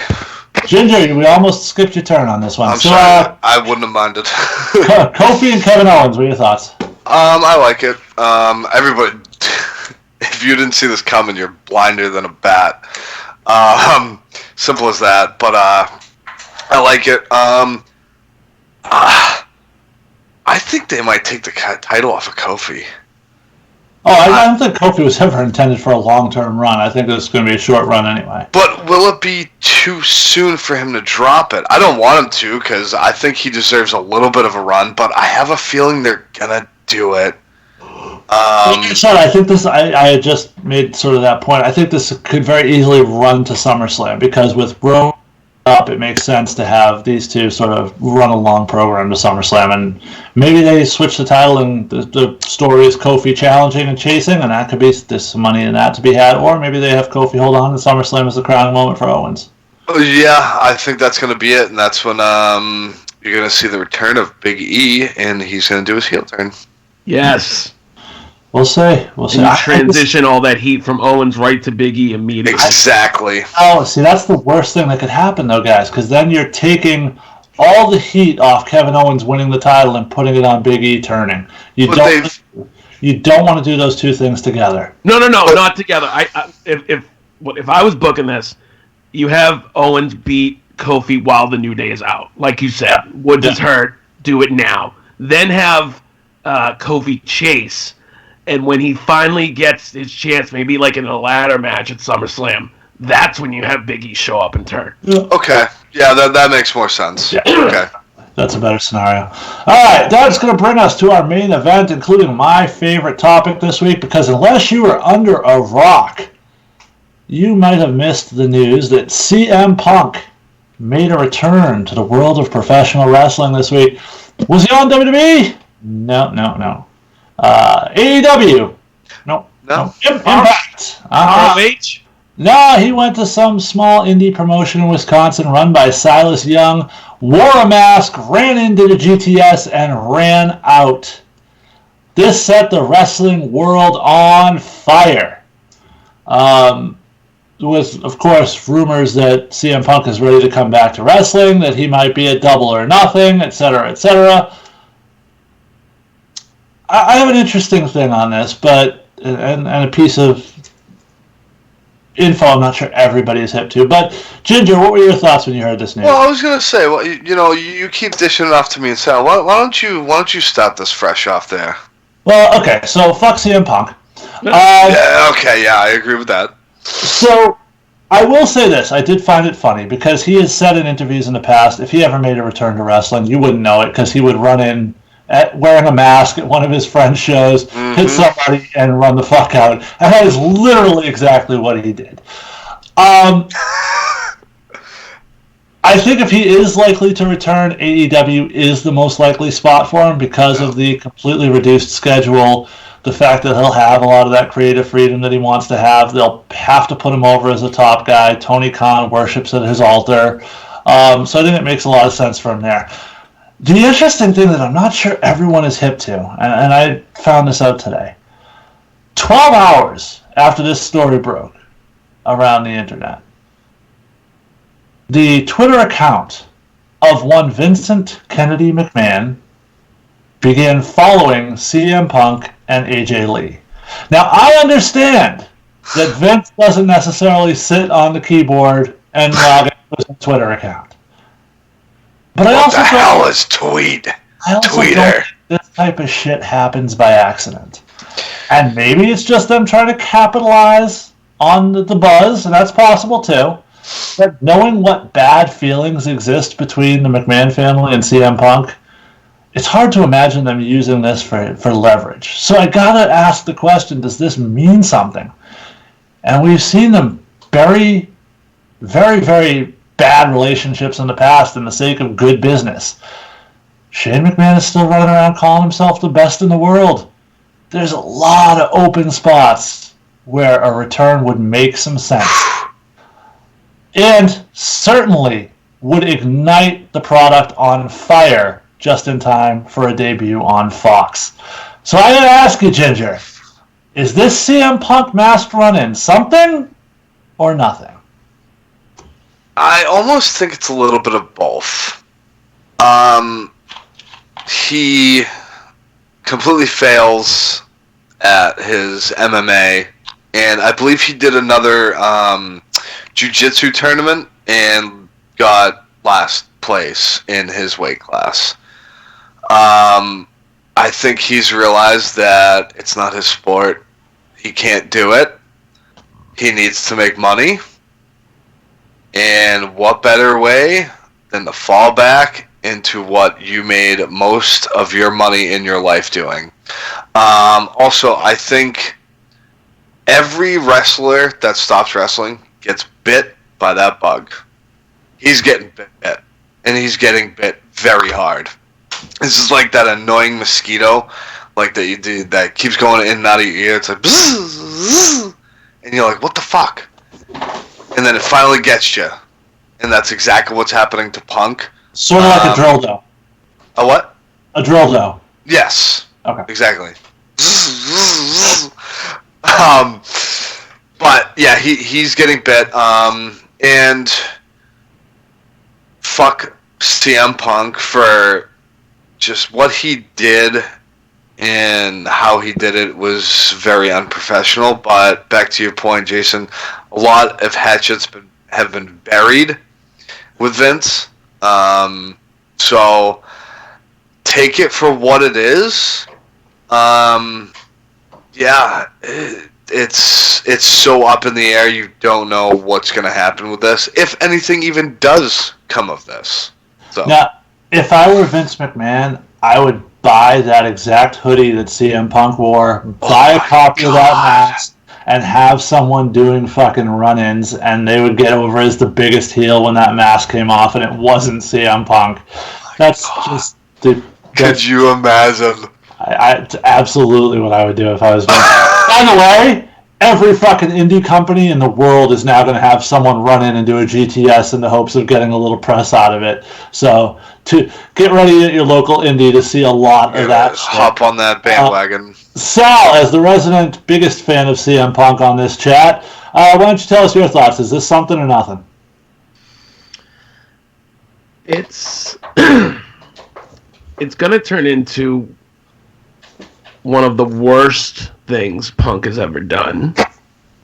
And that says a lot, given his history. And it's going to turn into Punk at, what is he, 39, 40 at this point?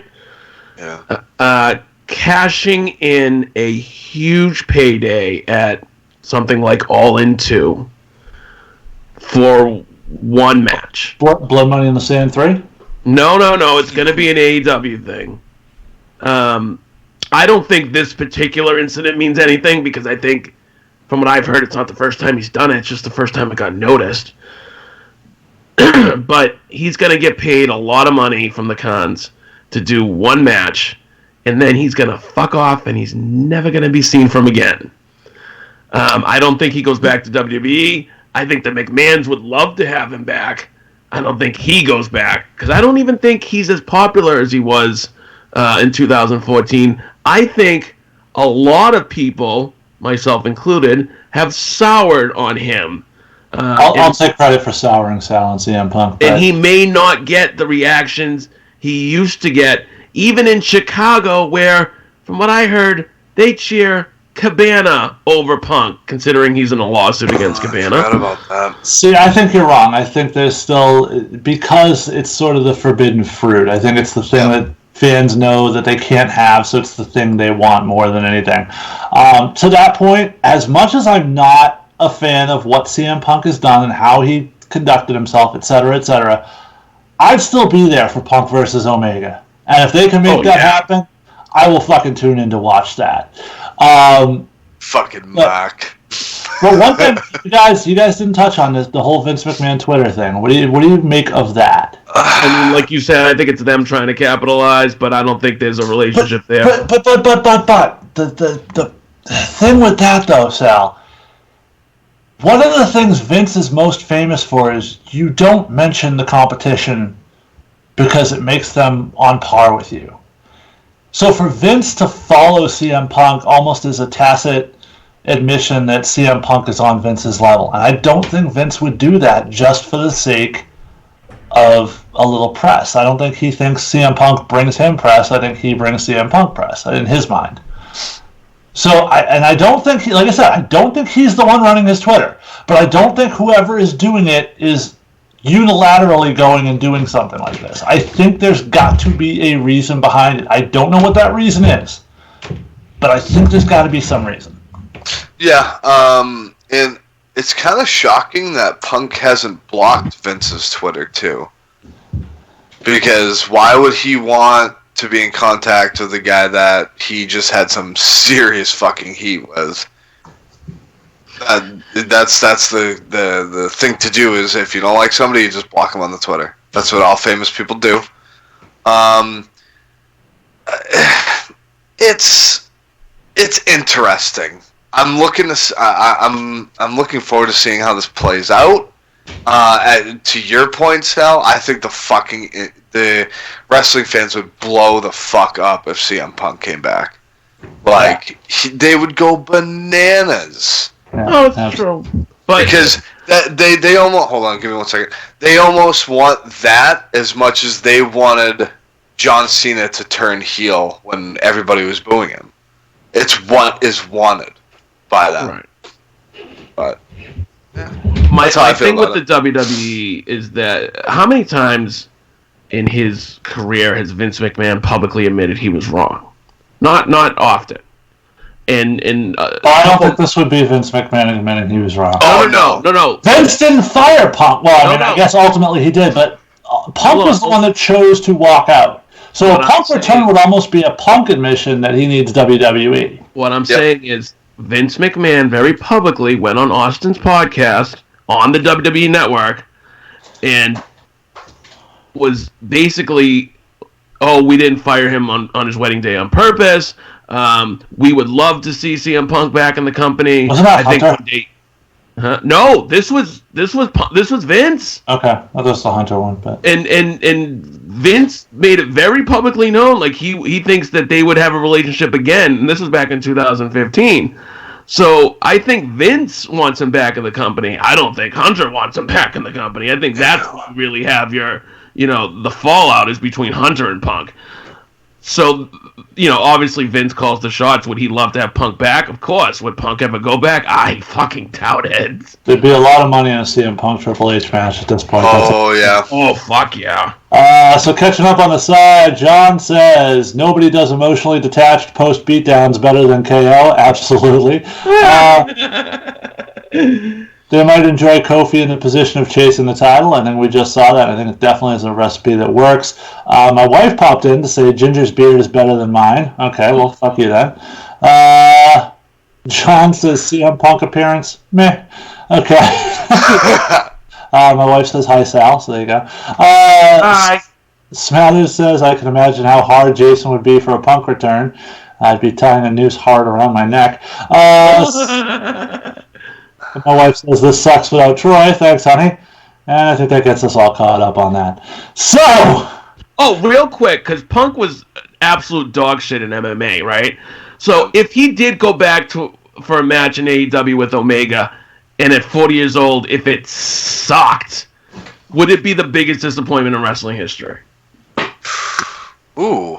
no, I think there have been a lot of much bigger disappointments. In It'd be up there, though. I think because of how... would come close to monster trucks on top of Las Vegas But buildings. what expectations do we have for monster trucks? I mean, we knew it was going to be Not pretty awful. big.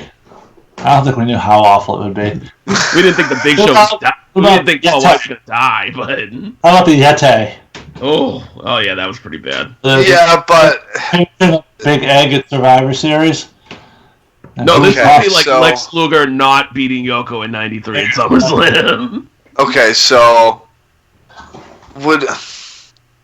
Since it's a different era, would it be considered more of a disappointment? Because in my opinion, everybody is more vocal nowadays about their opinions. So I would say it'd be up there. I don't think it would be the biggest disappointment ever. It'd be up there though, if he failed. If he went out there and he sucked, but he got a $20 million payday from AEW, people would be pissed. Oh, of course they would, but they don't give a shit because, Punk wouldn't give a shit because he got his $20 million. Yeah, exactly. So That'd be the last time you ever see him get in wrestling, right? yep. Alright, well, before we sign off of this topic, allow me to say, fuck CM Punk. Fuck CM Yeah. Punk. if you want to know where the indie performances that you can go hopefully see CM Punk come out in a mask are, we're going to run you through a couple. Ginger, why don't you tell us what's going on in Beverly, Mass? Alrighty, Pro Wrestling returns to Beverly, Mass as Elkmania kicks off its 2019 event series on April 27th for What's Up, Danger? In the main event, Ring of Honor's never-seen team of Tough Guy Inc., Brutal Bob Evans, and Tough Tim Hughes defend the Net 3 tag team titles against the Middlesex Express, Stephen Broad and Stephen Lust. Bay State Gold is on the line when the current champion, Derek Conway, defends against Main State Posse's Alexander Lee. One of Elkmania's most popular wrestlers, Insane in the Dick Lane, will defend the All-Star Championship against them. Is it like the commuter lane? Against the Mass Hole Mike McCarthy. Derek Seminetti takes on Wildman Congo.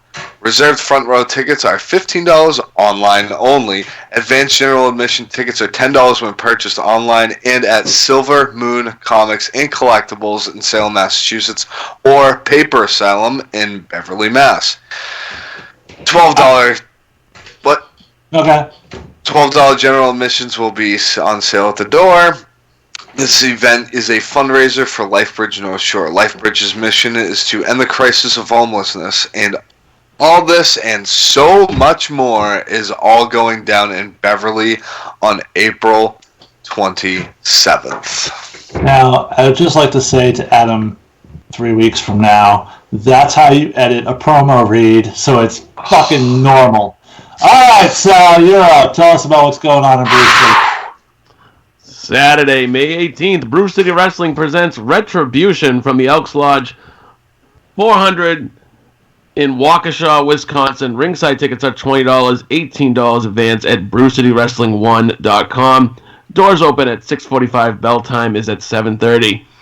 See former WWE star Swoggle, as well as ROH stars The Bouncers, plus the stars of BCW Live, matches to be announced soon.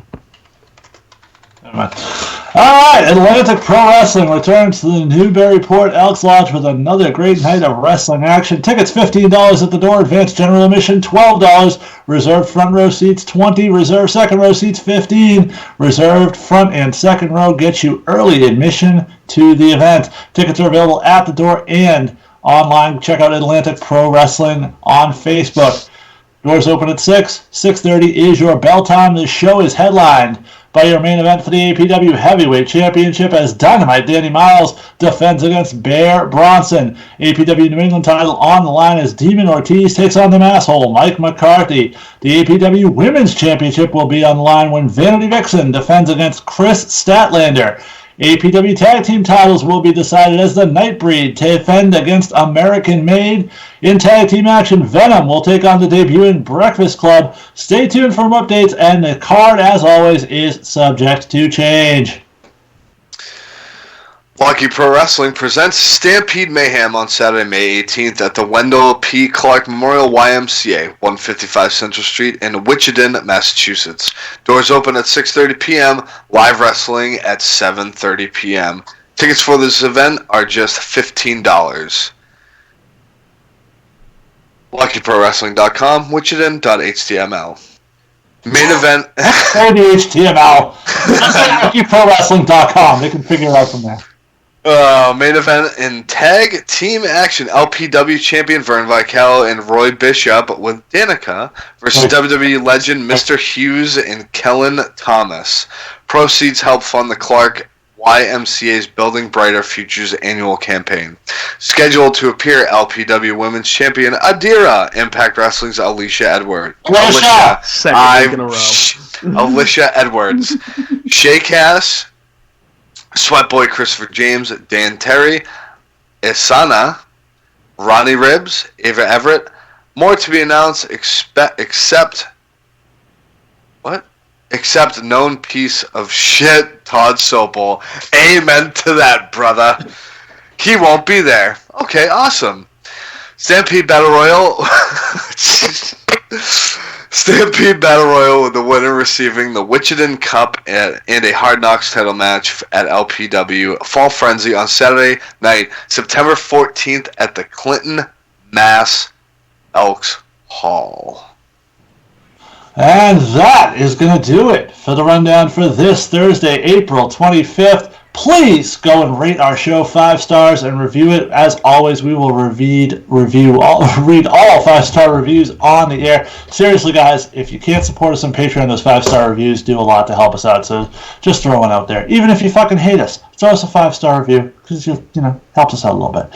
Follow us on Twitter at Rundown Network. Like us on Facebook at facebook.com/Rundown Wrestling. Email the show your dick pics via rundownwrestling@gmail.com. Follow us on Instagram at instagram.com/Rundown Wrestling. Of course, go to YouTube for YouTube/Rundown Wrestling. Please leave us a voicemail. We want to hear your sexy voices, even if it's just the sound of you jerking off in the background. Just tell us. We want to hear it.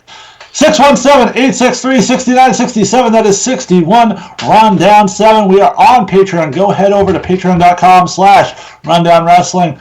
All patrons receive early access to shows on the Rundown feed, as well as some swag and original content. Also, when you subscribe at the $20 level, the free t-shirt comes out. Check out our website, rundownwrestling.com, for more information on all the great shows such as Nitro Mania Podcast, Hurry Up and Cruiserweight, Making the Grade, NXT Revisited, ROH Dishonorable Discharge, and WrestleMania Salvation. Of course, that's also where you go to vote on the hottest women tournament, as we are in the erotic 8 of, once again, tonight's matchup. It is Zelina Vega. Zelina's versus Paige, right? Is that what I said it was? That's correct. I believe so, yep. All right, that is going to be a barn burner, so go check that one out and let us know what you think. Also, check out our friends Brawler, Brian Malonis, and Mike Crockett on the Wrestling Podcast About Nothing, with new podcasts dropping every Monday. Facebook.com/TheWPAN or TheWPAN.com. Also, check out our friend Justin Michaels and his show Yesterland Waltz. Go to yesterlandwaltz.com or watch it on your Roku through the RNTV app or the 24/7 Retro app. You need to stop changing things while I'm trying to do this. It's really distracting, Sal. You're killing me. You can follow our hosts on Twitter at JStewart0920. That is JSTUART0920. At Rockstar Troy. At Salmania Wrestling. At Realist Tommy. At Johnny Analog. At Ginger19876. At Hurry Up and Cruiser. And at AKA Danny Daniels. I think we already did that one. But somebody changed mine. Fuck you, whoever changed that. But anyway. Thanks to all of you for listening. Thanks, Ginger.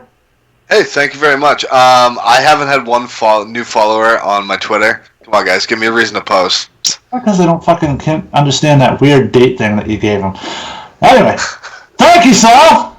Thank you, Jason. Always a fun time on the Rundown Wrestling Podcast. And once again, we want to thank Sal for his years of service on the Rundown and wish him the best of luck in his future endeavors on the Anchor Network. I'm not the one who has a fucking podcast on Anchor. Next week, we discuss the virtues of... Never mind. Beautiful women! I guess that means we will see ya next Thursday. We will see your ass next time. Bye!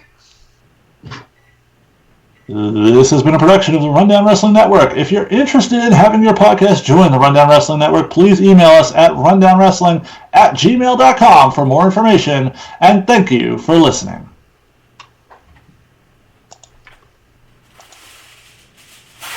Go. Nice. Good stuff. And now... Smatter says he's already voted for that little goth goddess, so I guess we know which way he went. Wait, which one's older? Anyway, I don't know. Oh, Zelina. It's got to be older. Paige was 19 when she started. I think you missed the joke there, Sal, but okay. Let me text... Oh, never mind. I got it now. Let me text Troy and let him know. Huh? What are you texting me? Oh, okay. You're there. We're done, so you can kill the... I listened to the whole episode. It was a great episode. Oh, Hey, thanks. hold on, before you cut the feed, Mr. Smathers, thank you for the follow. There you go. Say that to take long. You're gonna yell at me because I wasn't on, but Shit. again, I was cooking.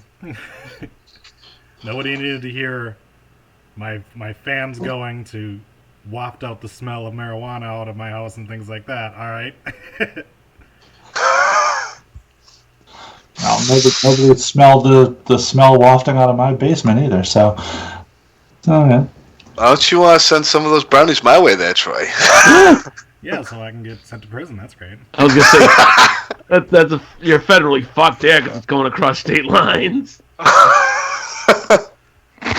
Wait, did you mention that Lisa wanted you to show your nips? No, I don't think that's what she said. I see. Show me your nips, Big Krabby. I assume that's you. Unless she's got a nickname for Ginger. It could be. She might. She might. All right, so I guess that means we're saying goodbye to the YouTubes. Yep. Thank you all. All right. Have a good night. Thank you, everyone. And you were the only ones that got access to Troy on this episode, so good on you.